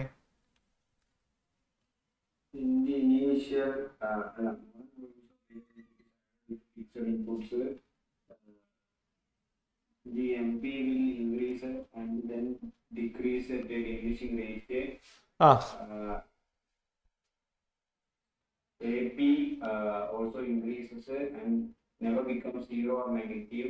ഓക്കെ, ഇത്രയൊന്നും പറയണമെന്നില്ല. ഓക്കെ ഓക്കെ, വെരി ഗുഡ് മക്കളെ. അതായത് when more and more units of variable input is added with fixed input അല്ലേ. നമുക്ക് ഷോർട്ട് റൺ എന്ന് അറിയാം. ഷോർട്ട് റണ്ണിൽ കുറച്ച് ഇൻപുട്ട് ഫിക്സഡും കുറച്ച് ഇൻപുട്ട് വേരിയബിൾ ആണല്ലോ. സോ ഫിക്സഡ് ഇൻപുട്ടിലേക്ക് നമ്മൾ വേരിയബിൾ ഇൻപുട്ട് ഇങ്ങനെ ആഡ് ചെയ്ത് കൊടുക്കുമ്പോൾ എന്ത് സംഭവിക്കും? ടോട്ടൽ പ്രൊഡക്റ്റ് കൂടും, പക്ഷെ ഒരു പരിധി വരെ കൂടുള്ളൂ. പിന്നെ നമ്മൾ ഇൻപുട്ട് ഇട്ട് കൊടുത്താൽ എന്ത് സംഭവിക്കും? ടോട്ടൽ പ്രൊഡക്റ്റ് കോൺസ്റ്റന്റ് ആയിട്ട് അത് കുറയും. ഈ ലോയിനെയാണ് ലോ ഓഫ് വേരിയബിൾ പ്രൊപ്പോർഷൻ പറയുന്നത്. നമ്മൾ മറ്റേ ഇവരുടെ കാര്യമൊക്കെ പറഞ്ഞില്ലേ, ഏതാ തൊഴിലുറപ്പ് പദ്ധതി പറഞ്ഞില്ലായിരുന്നു? തൊഴിലുറപ്പുകാർക്ക് അങ്ങനെയല്ലേ, കുറെ ആൾക്കാർ കൂടിക്കഴിഞ്ഞാൽ പണി നടക്കത്തില്ലല്ലേ, വർത്താനം മാത്രമേ നടക്കത്തുള്ളൂ. അത് തന്നെയാണ് സംഭവം ഇവിടെ. അതായത് ഇൻപുട്ട് ഇട്ട് കൊടുക്കുന്ന ഒരു പരിധി ഉണ്ട്, പിന്നെ ഇൻപുട്ട് ഇട്ട് കൊടുത്താൽ എന്ത് സംഭവിക്കും? വർക്ക് നടത്തില്ല, പ്രൊഡക്റ്റ് ഉണ്ടാവില്ല. ക്ലിയർ ആയ മക്കളെ? അതാണ് ലോ ഓഫ് വേരിയബിൾ പ്രൊപ്പോർഷൻ. അപ്പോൾ ഇൻപുട്ട് കൂടുതൽ ഇട്ട് കൊടുക്കുമ്പോൾ ടോട്ടൽ പ്രൊഡക്റ്റ് ഒരു പരിധി വരെ കൂടും, പിന്നെ ഇൻപുട്ട് ഇട്ട് കൊടുത്ത് എന്ത് സംഭവിക്കും? ടോട്ടൽ പ്രൊഡക്റ്റ് കുറയും. ഈ നിയമത്തെ പറയുന്ന പേരാണ് ലോ ഓഫ് വേരിയബിൾ പ്രൊപ്പോർഷൻ. അതിന്റെ ഫിഗർ ശ്രദ്ധിക്കാം മക്കളെ, ഇങ്ങനെ അങ്ങോട്ട് വരയ്ക്കുക. അതാണ് ടി പി. ഓക്കെ ആണോ? സെറ്റ് അല്ലേ? ടി പി കിട്ടിയില്ലേ? ഈ ടി പി മാക്സിമം ആവുന്ന പോയിന്റ് ഉണ്ടോ, അതിൽ നിന്നൊരു ലൈൻ താഴോട്ട് വരയ്ക്കുക. ഉണ്ടോ? എന്നിട്ട് എന്ത് ചെയ്യുക? ഇവിടെ കട്ട് ചെയ്യുന്ന രീതിയിൽ നമ്മൾ എം പി വരയ്ക്കുക. സെറ്റ് ആണെങ്കിൽ കഴിച്ച് കാണിച്ച് എം പി മനസ്സിലായി കഴിച്ച് കാണിച്ച്. എം പി ഇവിടെയല്ലേ ടോപ്പായത്, തൊട്ട് താഴെ വെച്ചിട്ട് എന്ത് ചെയ്യുക? എ പി കട്ട് ചെയ്യുക. എ പി കണ്ടോ? എ പി കട്ട് ചെയ്താൽ പിന്നെ എ പി മുകളിലോട്ട് പോകരുത് കേട്ടോ, എ പി താഴോട്ടേ പോകാവൂ. Yes, this is stage 1. ഇത് stage 1, stage 2 and stage 3. Yes, set ആണെങ്കിൽ കഴിച്ച് കാണിച്ച് എല്ലാവരും. Yes, Y axis represent T P, A P and M P. ഇത് ഇൻപുട്ട് ആണ് കേട്ടോ. യെസ്, സ്റ്റേജ് 1 എന്ന് പറഞ്ഞാൽ 3 റിട്ടേൺസ് ടു ഫാക്ടർ ഉണ്ട്. സ്റ്റേജ് 1 എന്ന് പറഞ്ഞാൽ ഇൻക്രീസിംഗ് റിട്ടേൺസ് ടു ഫാക്ടർ ആണ്. T P increase at increasing rate, M P increases. T P increase at decreasing rate, M P decreases. T P decreases, M P becomes negative. അങ്ങനെ 3 stage ഉണ്ട്. ഈ 3 stage പറഞ്ഞാലും ഇല്ലെങ്കിലും എഴുതണം. ഈ law എഴുതാൻ പറഞ്ഞാൽ ആ 3 സ്റ്റേജും എഴുതണം, അതിന് എക്സ്പ്ലനേഷൻ എഴുതണം, ഫിഗർ വരയ്ക്കണം. എന്നാലേ 8 മാർക്ക് കിട്ടത്തുള്ളൂ. ഫിഗറൊക്കെ അങ്ങോട്ട് വലുതാക്കി ഇങ്ങോട്ട് വരച്ച് പേജ് ഉപയോഗിക്കണം കേട്ടോ. ഓക്കെ അല്ലേ? ഫിഗറൊക്കെ ഒരു അര പേജ് അങ്ങോട്ട് ഉപയോഗിച്ചോ, സൂപ്പർ ആയിട്ട് അങ്ങനെ വരച്ചിടുക കേട്ടോ. തോന്നിയ പോലെ വരച്ച് വെക്കുക, ഞാൻ പറഞ്ഞ പോലെ തന്നെ വരയ്ക്കാം കേട്ടോ. റൂളൊക്കെ ഉണ്ട്. ടി പി മാക്സിമം ആകുമ്പോൾ എം പി 0 ആവണം, അതൊക്കെ ഓർത്ത് വെക്കുക കേട്ടോ. സാർ അതൊന്ന് കാണിച്ച റിലേഷൻഷിപ്പ് കാണിച്ചു. ടി പി എം പി തമ്മിലുള്ള ബന്ധം ചോദിക്കുകയാണെങ്കിൽ നോക്കുക, ടി പി ഇൻക്രീസ് ചെയ്യുമ്പോൾ എം പി കൂടുന്നു, ടി പി കുറഞ്ഞ നിരക്കിൽ കൂടുമ്പോൾ എം പി കുറയുന്നു, ടി പി മാക്സിമം എത്തുമ്പോൾ എം പി 0 ആകും, ടി പി കുറയുമ്പോൾ എം പി നെഗറ്റീവ് ആകും. ഓക്കെ ആണെങ്കിൽ ഈസി കാണിച്ച എല്ലാവരും. യെസ്, അടുത്ത ടോപ്പിക്കാണ് എ പിയും എം പിയും തമ്മിലുള്ള ബന്ധം. നമുക്ക് ഒരു റാ പോലെയില്ലേ, യു തിരിച്ചിട്ട പോലെ 2 കർവുകൾ തരും നിങ്ങൾക്ക്. എന്നിട്ട് ആ കർവ് ഏതാണെന്ന് തിരിച്ചറിയാൻ പറയും. അറിയാലോ? അപ്പൊ ആദ്യത്തെ റാ ഏതാ?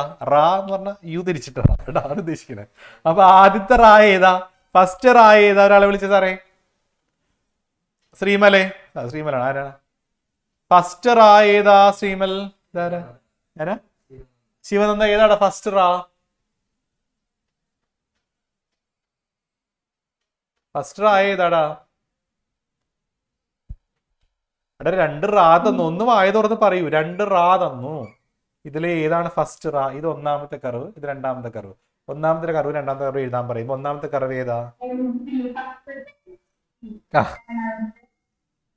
A P. വെരി ഗുഡ് മകളെ. ഫസ്റ്റ് റാ എം പി ആണ്, രണ്ടാമത്തത് എ പി ആണ് കേട്ടോ.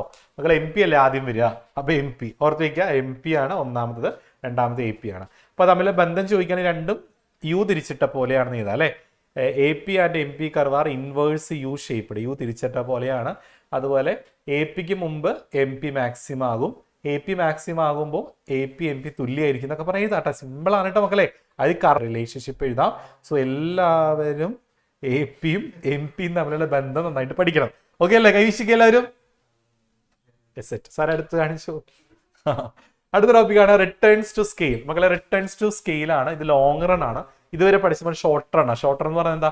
കുറച്ച് ഇൻപുട്ട് ഫിക്സഡും കുറച്ച് ഇൻപുട്ട് വേരിയബിൾ ആണ്. ലോങ് റണ്ണിൽ എല്ലാ ഇൻപുട്ടും വേരിയബിൾ ആണ് മക്കളെ. ഒരു 3 റിട്ടേൺസ് ടു സ്കെയിൽ ഇത് വരുമെന്ന് ഞാൻ പറയാണ്. മിക്കവാറും ഈ ക്വസ്റ്റ്യൻ വരും, അത്ര ഇമ്പോർട്ടന്റ് ആണ്. Returns to scale 3 returns to scale ഉണ്ട്. ഇൻക്രീസിങ് റിട്ടേൺസ് ടു സ്കെയിൽ നമ്മൾ എത്ര ഇൻപുട്ട് ആണോ കൊടുക്കുന്നത് ആ ഇൻപുട്ടിനേക്കാൾ നമുക്ക് കൂടുതൽ ഔട്ട്പുട്ട് കിട്ടിയാൽ increasing returns to scale. Clear ആണെങ്കിൽ ഈശി കാണിച്ചേ. ഇൻക്രീസിങ് റിട്ടേൺസ് ടു സ്കെയിൽ എന്ന് പറയുന്നത് എന്താ? ഇൻപുട്ടിനേക്കാൾ കൂടുതൽ ഔട്ട്പുട്ട് കിട്ടുക. ഓക്കെ അല്ലേ? ഇൻപുട്ടിനേക്കാൾ കൂടുതൽ ഔട്ട്പുട്ട്. കോൺസ്റ്റന്റ് എന്ന് പറഞ്ഞാൽ ഇൻപുട്ടിന് തുല്യമായിട്ട് ഔട്ട്പുട്ട് കിട്ടുക.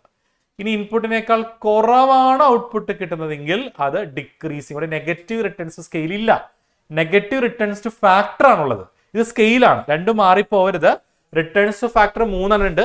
Increasing returns to factor, diminishing returns to factor, negative returns to factor. ഇത് റിട്ടേൺസ് ടു സ്കെയിലാണ്. റിട്ടേൺസ് ടു സ്കെയിൽ 3 ഉള്ളൂ, ഇൻക്രീസിങ്, കോൺസ്റ്റന്റ്, ഡിക്രീസിങ് കേട്ടോ. ഇതിന്റെ ഫിഗർ ടെക്സ്റ്റ് ബുക്കിൽ ഇല്ല, നിങ്ങൾക്ക് വേണമെങ്കിൽ ഒരു എലിപ്പെട്ടി പോലെ വരച്ചു വെക്കാം കേട്ടോ. യെസ്, ഇത് IRS, ഇത് IRS ഇൻക്രീസിങ് റിട്ടേൺ സ്കെയിൽ, ഇത് CRS, ഇത് DRS കേട്ടോ മക്കളെ. ഇത് വരച്ചിട്ടാൽ നന്നായിരിക്കും. ചിലപ്പോൾ ടീച്ചർക്ക് പോലും അറിയത്തില്ല, ഇത് മാർക്ക് കിട്ടത്തില്ല. ഓക്കെ, എന്തായാലും വരച്ചിട്ടേക്കു. ഇത് increasing returns scale, constant returns scale, decreasing returns scale. Okay ആണെങ്കിൽ കഴിച്ച് കാണിച്ച എല്ലാവരും. ഞാൻ പറഞ്ഞു മക്കളെ, ഫിഗർ വരയ്ക്കാൻ എടുത്ത് ചോദിച്ചിട്ടില്ലെങ്കിലും വരയ്ക്കാൻ എവിടെ സ്കോപ്പ് കിട്ടിയോ അവിടെ വരച്ച് ഷൈൻ ചെയ്യാം. ഓക്കെ അല്ലേ? കൈവിശിക്കേ. Okay set. അപ്പൊ അടുത്ത ടോപ്പിക്കിലോട്ട് പോവാം. Next topic. ഓക്കെ, അവൾ ഓൾറെഡി പറഞ്ഞാണ്. ഇനി കോബ് ഡഗ്ലസ് സാർ അടുത്ത് കാണിച്ചു. നമ്മുടെ അമേരിക്കൻ എക്കണോമിസ്റ്റ് ആയ 2 പേരാണ് കോബും ഡഗ്ലസും. അവർ 2 പേരും കൂടി കൊണ്ടുവന്നിട്ടുള്ള ഒരു പ്രൊഡക്ഷൻ ഫംഗ്ഷൻ ആണ് കോബ് ഡഗ്ലസ് പ്രൊഡക്ഷൻ ഫംഗ്ഷൻ. അപ്പൊ നമുക്ക് ഇത് ഇതുവരെ എക്സാമിന് ചോദിച്ചിട്ടില്ല കേട്ടോ, ഞാൻ കണ്ടിട്ടേ ഇല്ല ക്വസ്റ്റ്യൻ പേപ്പറിൽ. അപ്പൊ അതുകൊണ്ട് ചിലപ്പോൾ വരാതിരിക്കാം കേട്ടോ, എന്നാലും പഠിച്ചിട്ട് പോവാ. ആൽഫ പ്ലസ് ബീറ്റ നമുക്ക് 1 ആണ് കിട്ടുന്നെങ്കിൽ അത് CRS ആണ്. ആൽഫയും ബീറ്റയും കൂടി കൂട്ടിയാൽ 1നേക്കാൾ കൂടുതലാണെങ്കിൽ അത് IRS എന്നാണ് പറയാ. ആൽഫയും ബീറ്റയും കൂട്ടിയാൽ 1നേക്കാൾ താഴെയാണെങ്കിൽ ഈ ആൽഫയും ബീറ്റയും ക്വസ്റ്റിൽ തരും കേട്ടോ. വെറുതെ കൂട്ടി നോക്കിയാൽ മതി, സിമ്പിളാ കേട്ടോ. ചിലപ്പോൾ K⁻²1/2 എന്നൊക്കെ പറഞ്ഞ് തരും. ഇത് ഇതുവരെ ചോദിച്ചിട്ടില്ല, അതുകൊണ്ട് ഞാൻ അത്രയും കൂടുതൽ ഫോക്കസ് ചെയ്യുന്നില്ല, നിങ്ങൾ ഞാൻ കൺഫ്യൂഷൻ ആക്കുന്നില്ല. അടുത്ത ടോപ്പിക്കിലോട്ട് പോകാം. കോസ്റ്റ്. സാറി നെക്സ്റ്റ് ടോപ്പിക്കാണ് കോസ്റ്റ്. ഇതിൽ നിന്ന് 8 മാർക്കിന് ഒരു പ്രോബ്ലം വരാൻ ചാൻസ് ഉണ്ട്.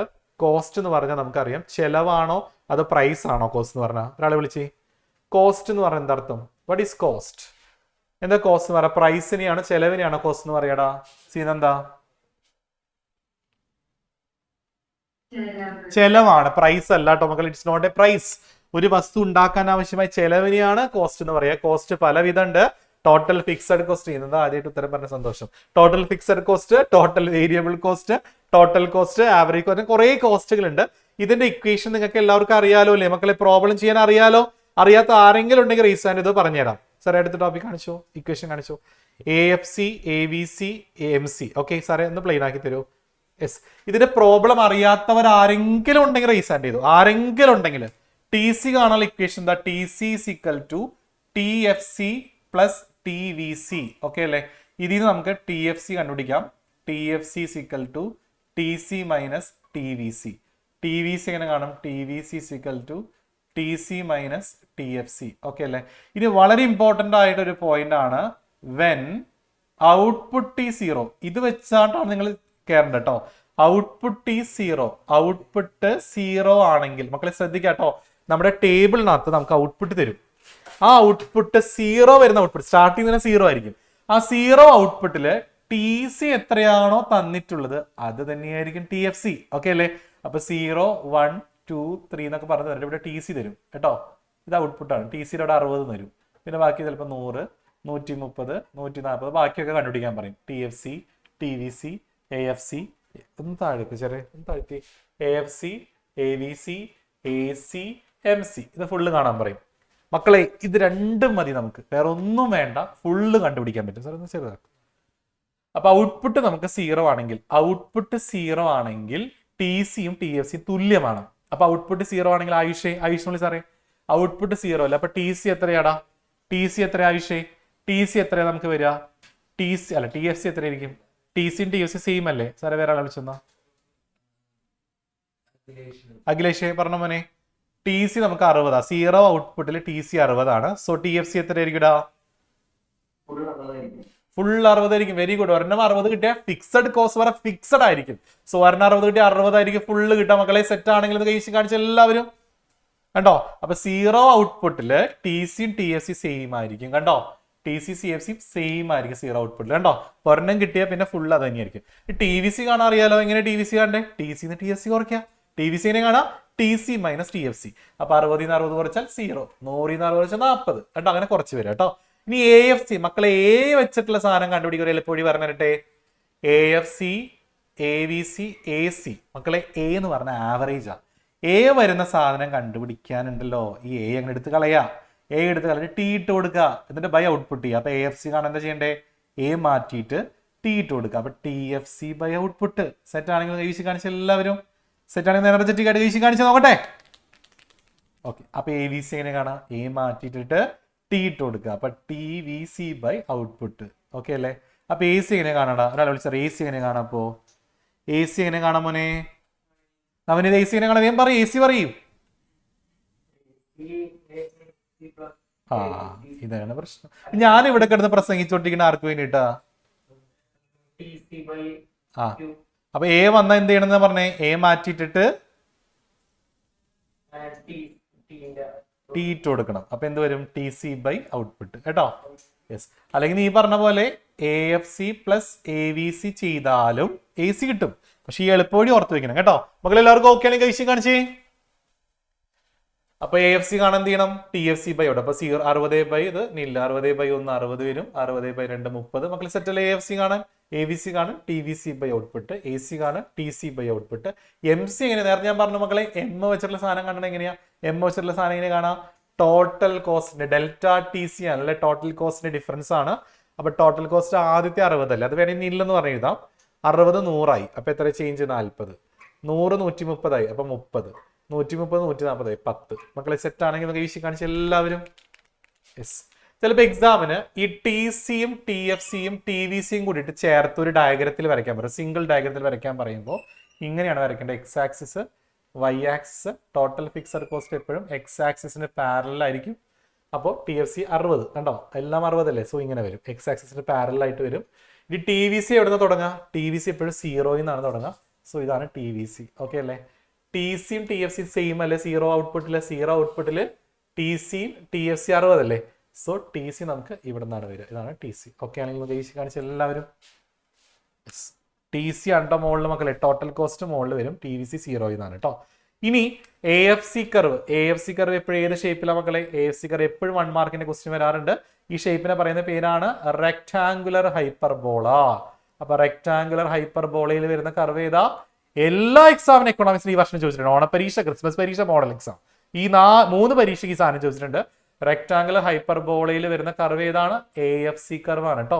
Average fixed cost curve. Okay ആണെങ്കിൽ ഈ കാണിച്ച എല്ലാവരും. യെസ്. ഇനി A C, A V C, M C. മക്കളെ എ സി എന്ന് പറഞ്ഞാൽ ഇങ്ങനെ വരും. എ വി സി ഇങ്ങനെ വരും കേട്ടോ. A V C, A C. മക്കളെ എ സി ആണ് മുകളിൽ വരിക. നമുക്കറിയാലോ മുകളിലല്ലേ നമ്മൾ എ സി വെക്കുക അല്ലെ? നമ്മുടെ വീട്ടിൽ എ സി മുകളിലല്ലേ വെക്കുക.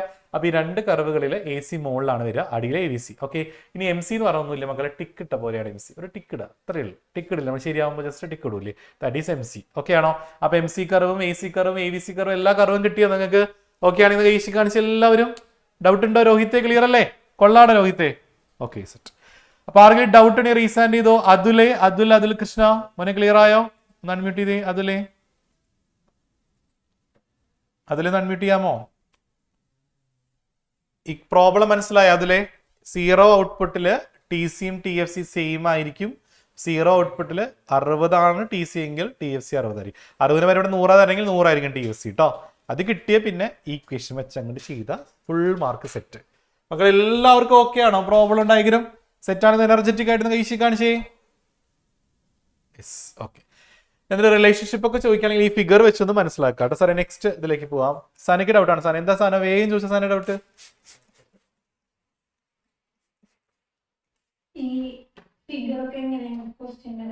ഫിഗർ വരയ്ക്കാൻ പറയും. വേറെ വരച്ചാൽ മതി. ഈ ടി സിയും T V C T F സിയുടെ ഒരൊറ്റ സിംഗിൾ ഫിഗറിൽ വരയ്ക്കാൻ ചോദിക്കാറുണ്ട്. കണ്ടോ? അതേ കണ്ടോ? അപ്പൊ അതിങ്ങനെ വരയ്ക്കണം കേട്ടോ. കാണാതെ അങ്ങോട്ട് പഠിച്ചോ. അതുപോലെ വരയ്ക്കുക കേട്ടോ. പക്ഷെ ഈ ഗ്യാപ്പ് സെയിം ആയിരിക്കണം കേട്ടോ. ഈ ഗ്യാപ്പ് സെയിം ആയിരിക്കും. ടി സിയും ടി വി സിയും തമ്മിൽ ഗ്യാപ്പ് സെയിം ആയിരിക്കണേ. ഓക്കെ. അപ്പൊ എല്ലാവരും ക്ലിയർ ആയില്ല? കിട്ടിയില്ലേ സാന? ഇത് വരയ്ക്കാനാ ചോദിക്കുക. സാറേ അടുത്ത ഫിഗർ കാണിച്ചു. ഇത് കണ്ടോ? A F C, A V C എല്ലാം കൂടി ഒരൊറ്റ ഫിഗറിൽ കാണിച്ചു തരാം. സാറേ കാണിക്കുക. കണ്ട AFC റെക്ടാങ്കുലർ ഹൈപ്പർബോള, MC ടിക്കിട്ട പോലെ, ABC AC എപ്പോഴും മുകളിലാണ് കേട്ടോ മക്കളെ, മറക്കരുത്. AC നമ്മൾ എപ്പോഴും വീണ്ടും മുകളിലല്ലേ വെക്കുക, അപ്പോൾ AC എപ്പോഴും മുകളിലായിരിക്കും, മാറിപ്പോകരുത് കേട്ടോ. യെസ്. അപ്പോൾ റിലേഷൻഷിപ്പ് പഠിച്ചു വെക്കണേ. AC MC നമ്മൾ റിലേഷൻഷിപ്പ് ഒക്കെ ചോദിക്കാം, അപ്പോൾ ഇത് വെച്ചിട്ട് അങ്ങനെ എഴുതാം കേട്ടോ. AC എപ്പോഴും മുകളിലായിരിക്കും എന്നൊക്കെ പറഞ്ഞ് ഉണ്ടാക്കി എഴുതാം കേട്ടോ. ഫിഗർ കിട്ടിയ പിന്നെ ഉണ്ടാക്കി എഴുതാൻ അറിയാലോ നിങ്ങൾക്ക് റിലേഷൻഷിപ്പ്. ഓക്കെ, അപ്പോൾ ഈ ചാപ്റ്റർ ഫിനിഷ്ഡ്. പ്രൊഡക്ഷൻ കോസ്റ്റ് കഴിഞ്ഞു. നെക്സ്റ്റ് ചാപ്റ്ററിലേക്ക് പോകാം നമുക്ക്. നെക്സ്റ്റ് ഇതിന്റെ പ്രോബ്ലം നാളെ മോർണിംഗ് ചെയ്യാം കേട്ടോ. പ്രോബ്ലം മോർണിംഗിൽ പറഞ്ഞ ഡൗട്ട് ഒക്കെ ഉണ്ടെങ്കിൽ നിങ്ങൾക്ക് ക്ലിയർ ചെയ്ത് തരും. 4ാമത്തെ ചാപ്റ്റർ ആണ് theory of firm under perfect competition. മക്കളെ ഇതിൽ ഉറപ്പായിട്ട് വരുന്ന 100% ഉറപ്പായിട്ട് വരുന്ന ക്വസ്റ്റ്യൻ ആണിത്. കാണിച്ചു പറയാം, ഫീച്ചേഴ്സ് ഓഫ് പെർഫെക്റ്റ് കോമ്പറ്റീഷൻ. ഇതില്ലാത്ത ക്വസ്റ്റ്യൻ പേപ്പറേ ഇല്ല. ഓക്കെ, അപ്പോൾ ഫീച്ചേഴ്സ് ഓഫ് പെർഫെക്റ്റ് കോമ്പറ്റീഷൻ പഠിച്ചു വെച്ചോളൂ. ആരത്? അക്സ ഇൻവേർട്ടഡ് യു കർവ് ഇല്ലടാ. ആ ഒരു കർവിൽ നമുക്ക് മറ്റേത് മാത്രമേ പഠിക്കാറുള്ളൂ, AP MP മാത്രമേ ഉള്ളൂ കേട്ടോ. ഇവിടെ വരുന്നില്ല കേട്ടോ അക്സ സീൻ കിട്ടിയോടാ. Yes, okay. Features of perfect competition മക്കളെ പഠിക്കാത്തവരുണ്ടെങ്കിൽ ഇത് പഠിക്കുക കേട്ടോ. ഇന്ന് കുത്തിയിരുന്ന് പഠിക്കുക, നാളെ കുത്തിയിരുന്ന് പഠിക്കുക, മറ്റന്നാൾ പരീക്ഷയ്ക്ക് ഉറപ്പായിട്ടും വരും. പെർഫെക്റ്റ് കോമ്പറ്റീഷന്റെ ഫീച്ചേഴ്സ് ഷുവർ ക്വസ്റ്റ്യൻ ആണ് കേട്ടോ.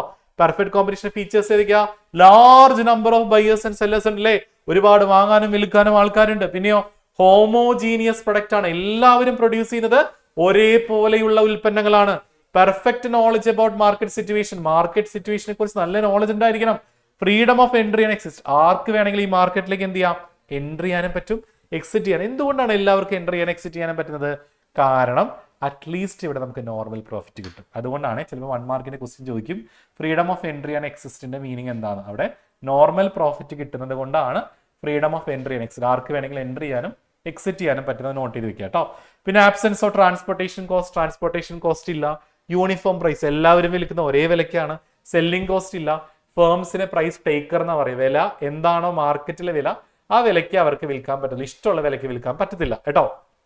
സോ ഈ മാർക്കറ്റിലെ ഫേം ആരായിരിക്കും? പ്രൈസ് ടേക്കർ ആയിരിക്കും, വില ഏറ്റെടുക്കുന്നവരായിരിക്കും. ഓക്കെ ആണെങ്കിൽ കഴിച്ച് കാണിച്ച് ഫീച്ചേഴ്സ് പെർഫെക്റ്റ് കോമ്പറ്റീഷൻ എല്ലാ ഫീച്ചേഴ്സും ഈ ഒരു സ്ലൈഡിൽ ഉൾപ്പെടുത്തിയിട്ടുണ്ട്. സോ മക്കളെ അതുകൊണ്ട് എല്ലാവർക്കും കയ്യിലില്ലെങ്കിൽ ഒന്ന് സ്ക്രീൻഷോട്ട് എടുത്ത് വെക്കുക കേട്ടോ. Features of perfect competition, large number of buyers and sellers.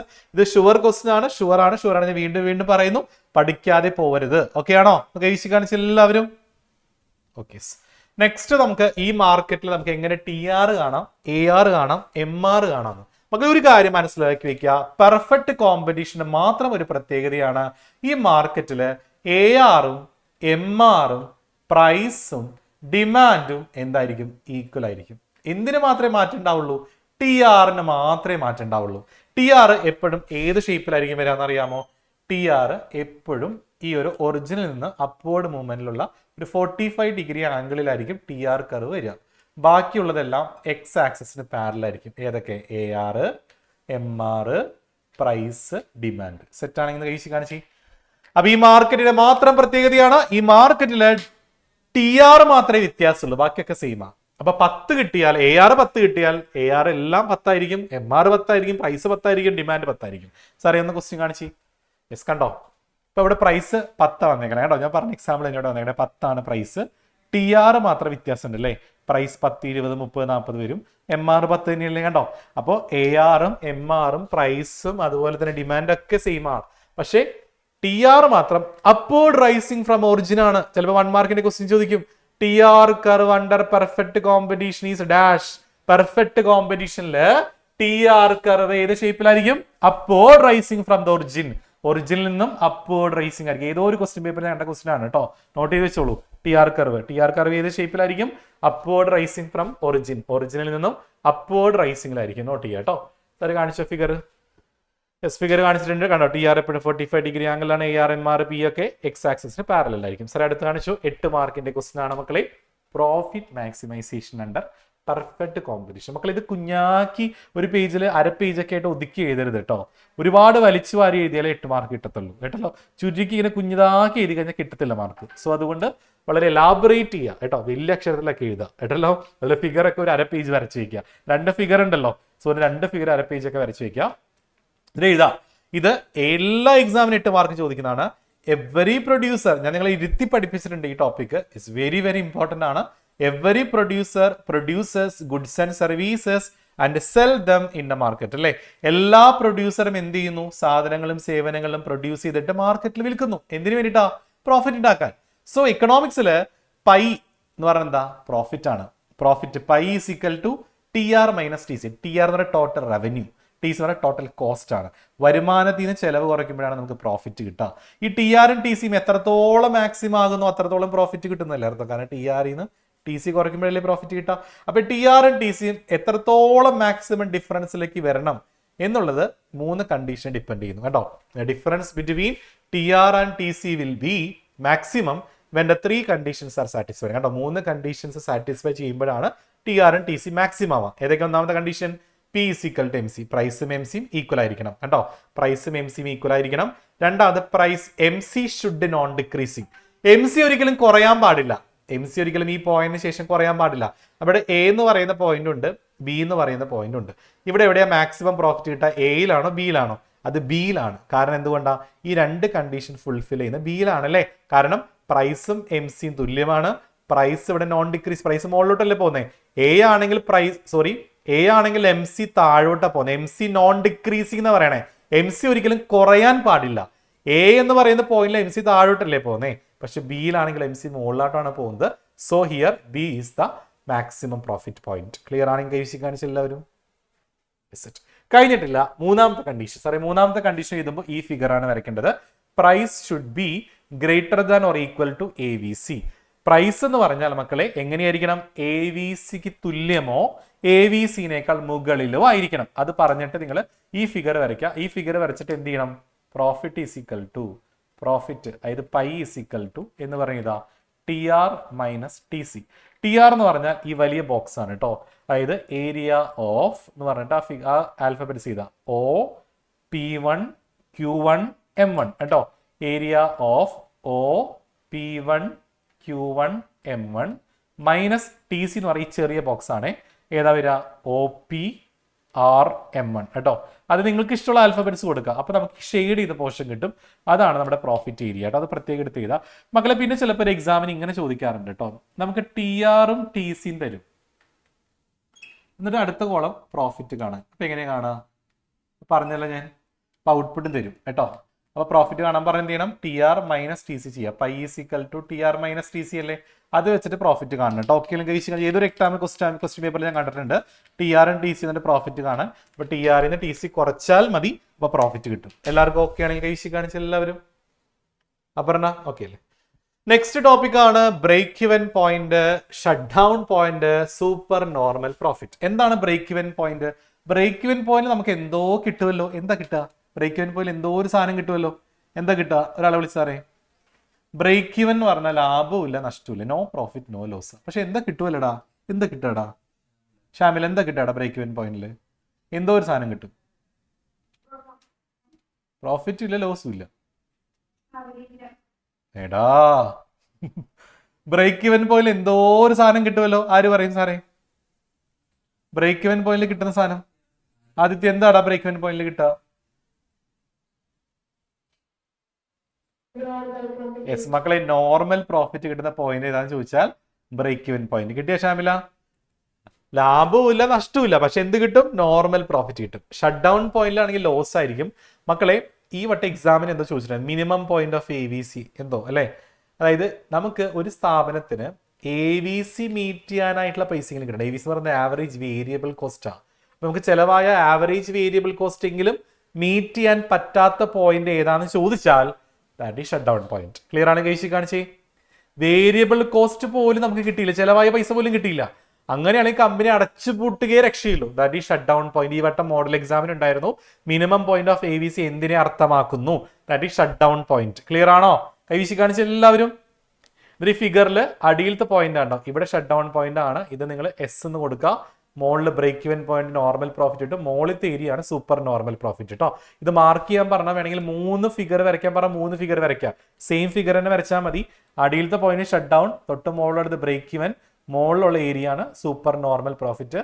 അപ്പോൾ മുകളിലത്തെ U shaped A C curve ആണ്, അടിയിലത്തെ എ വി സി കർവ്. ഞാൻ പറഞ്ഞ എ സി എപ്പോഴും മുകളിലായിരിക്കും. ഓക്കെ അല്ലേ?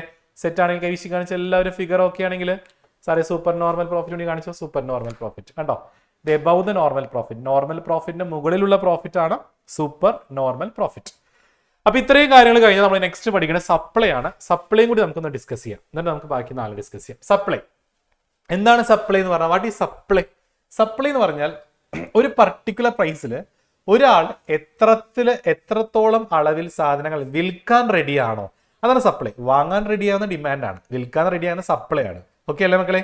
It shows the quantity of goods supplied by a firm. കണ്ടോ, അത് ഡിഫറെന്റ് പ്രൈസസിൽ ഒരു സ്ഥാപനം എത്രത്തോളം അളവിലാണോ സാധനങ്ങൾ വിൽക്കാൻ റെഡി ആകുന്നത് അതാണ് സപ്ലൈ. സപ്ലൈനെ എഫക്ട് ചെയ്യുന്ന factor is very very important. ഈ വട്ടം മോഡൽ എക്സാമിന് ഉണ്ടായിരുന്നു. ഒരു കമ്മോഡിറ്റിയുടെ സപ്ലൈനെ എഫക്ട് ചെയ്യുന്ന വളരെ ഇമ്പോർട്ടൻ്റ് ആയിട്ടുള്ള ഫാക്ടറാണ് പ്രൈസ്. ഡിമാൻഡിനെ എഫക്ട് ചെയ്യുന്ന ഇമ്പോർട്ടൻ്റ് ആയ ഫാക്ടർ തന്നെയാണല്ലോ പ്രൈസ്. ആ സെയിം ഫാക്ടർ ഇവിടെ എഴുതാം. Price of commodity. വില കൂടുമ്പോൾ സപ്ലൈയും കൂടും. അവർ രണ്ടും ഒരുമിച്ച് നടക്കാൻ ആഗ്രഹിക്കുന്നവരാണ് കേട്ടോ. അപ്പോൾ വില കൂടുമ്പോൾ സപ്ലൈയും കൂടും, വില കുറയുമ്പോഴോ സപ്ലൈയും കുറയും. ടെക്നോളജി, ഏറ്റവും ലേറ്റസ്റ്റ് ടെക്നോളജി ഉപയോഗിച്ചാൽ നമുക്ക് കൂടുതൽ സപ്ലൈ ചെയ്യാം. കുറവ് ടെക്നോളജി ആണെങ്കിൽ സപ്ലൈ കുറവായിരിക്കും. ഇൻപുട്ട് പ്രൈസസ്, സാധനങ്ങൾ ഉണ്ടാക്കേണ്ട ഇൻപുട്ടിന്റെ വില കൂടിയാൽ നമ്മൾ കുറച്ചേ സപ്ലൈ ചെയ്യുള്ളൂ. ഇനി ഇൻപുട്ടിന്റെ വില വളരെ കുറവാണെങ്കിൽ കൂടുതൽ സപ്ലൈ ചെയ്യും. ടാക്സ് റേറ്റ് കൂടുതലാണെങ്കിൽ സപ്ലൈ കുറച്ചേ ചെയ്യുള്ളൂ. ടാക്സ് കുറവാണെങ്കിൽ സപ്ലൈ കൂടുതൽ ചെയ്യും. അപ്പോൾ എപ്പോഴും ആ റിലേഷൻഷിപ്പ് ഒന്ന് പഠിച്ചു വെക്കുക കേട്ടോ. അടുത്ത ലോ ഓഫ് സപ്ലൈ ആണ്. What is law of supply? ആതിരനെ തന്നെ വിളിക്കും സാറേ. ലോ ഓഫ് ഡിമാൻഡ് പറഞ്ഞ ആതിരെ തന്നെ വിളിക്കും. ലോ ഓഫ് സപ്ലൈ പറയാൻ ആതിര എവിടെ സാർ? ആതിര തേർഡ് റോയിലെ first one. Athira, law of supply എന്തായിരിക്കും? അപ്പോൾ ലോ ഓഫ് ഡിമാൻഡ് പറഞ്ഞപ്പോൾ ഞാൻ ചൂണ്ടിക്കാട്ടിയായിരുന്നു. ആ തെറ്റ് തിരുത്തണം. ഇപ്പോൾ ലോ ഓഫ് സപ്ലൈ പറയും.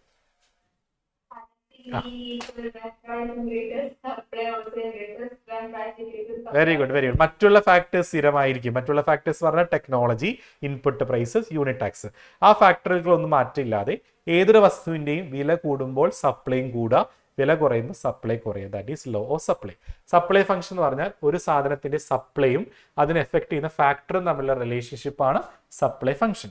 നെക്സ്റ്റ് ആണ് ചേഞ്ചസ് ഇൻ സപ്ലൈ ആണ് അടുത്ത ടോപ്പിക്. ചേഞ്ചസ് ഇൻ ഡിമാൻഡ് പോലെ തന്നെ എക്സ്പാൻഷൻ ഓഫ് സപ്ലൈ ഉണ്ട്, കോൺട്രാക്ഷൻ. ആ സെയിം തന്നെയാണ് വരുന്നത്. ജസ്റ്റ് ഒന്ന് ഓർത്ത് വെച്ചാൽ മതി.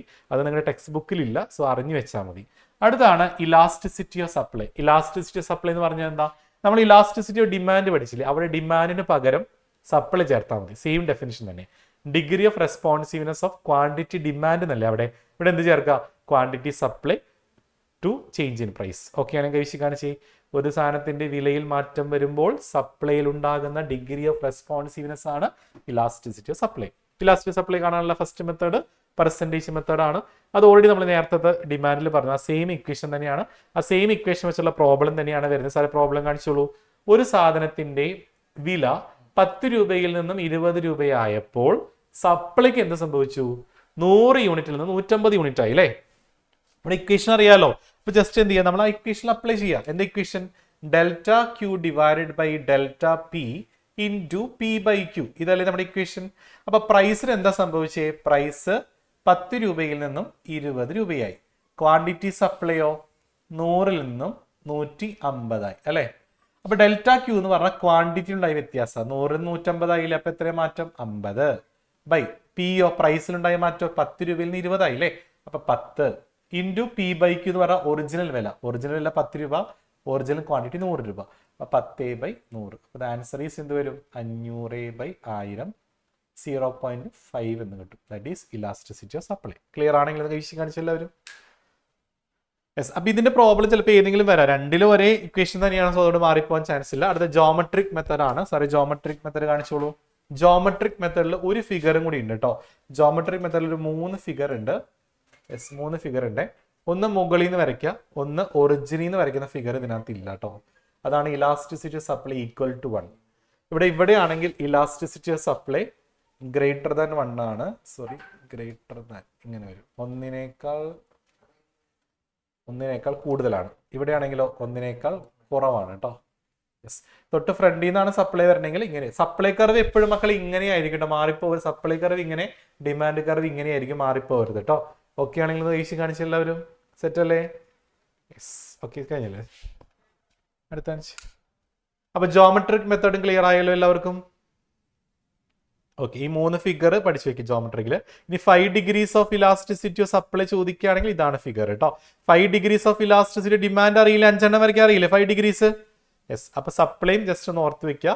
സപ്ലൈ ഇങ്ങനെയാണ് വരയ്ക്കുന്നത്. സാറേ സപ്ലൈ കർവ് ഇങ്ങനെയല്ലേ വരിക? അതില് സെയിം തന്നെയാണ്. അക്സ സെയിം. അത് LRAC എന്ന് മാർക്ക് ചെയ്യണം കേട്ടോ. എസ് ഷോർട്ട് റൺ മാറ്റി LRAC എന്ന് മാർക്ക് ചെയ്യുക. ലോങ് റൺ ആവറേജ് കോസ്റ്റ് കേട്ടോ. ഓക്കെ അല്ലേടാ? യെസ്. ആരത്? അദ്വൈത ക്ലിയർ ആയോ? അദ്വൈതേ മനസ്സിലായോ? ഓക്കെ. അപ്പൊ നമ്മൾ ഇന്ന് ഡിസ്കസ് ചെയ്തത് മാക്രോ ഇക്കണോമിക്സിലെ 2ാമത്തെ ചാപ്റ്റർ, 3ാമത്തെ ചാപ്റ്റർ, 4ാമത്തെ ചാപ്റ്റർ, 3 ചാപ്റ്റർ ആണ് നമ്മൾ ഡിസ്കസ് ചെയ്തത്. അപ്പൊ ആർക്കെങ്കിലും ഈ 3 ചാപ്റ്ററിലോ വേറെ ഏതെങ്കിലും ചാപ്റ്ററിലോ ഡൗട്ട് ഉണ്ടെങ്കിൽ എല്ലാം നോട്ട് ചെയ്തിട്ട് നാളെ മോർണിംഗിൽ കയറാം കേട്ടോ. നാളെ ഈവനിങ്ങിൽ നമുക്ക് ബാക്കി AI ക്ലാസ്സിന്റെ ബാക്കി ചാപ്റ്റേഴ്സിന്റെ AI ക്ലാസ് ഉണ്ട്. അപ്പോൾ എല്ലാവരും ഇന്ന് പഠിക്കുക. നമുക്ക് ഫുൾ മാർക്ക് എക്കണോമിക്സിൽ വാങ്ങണം. അപ്പോൾ നോക്കി, ബൈ ബൈ, ഗുഡ് നൈറ്റ്.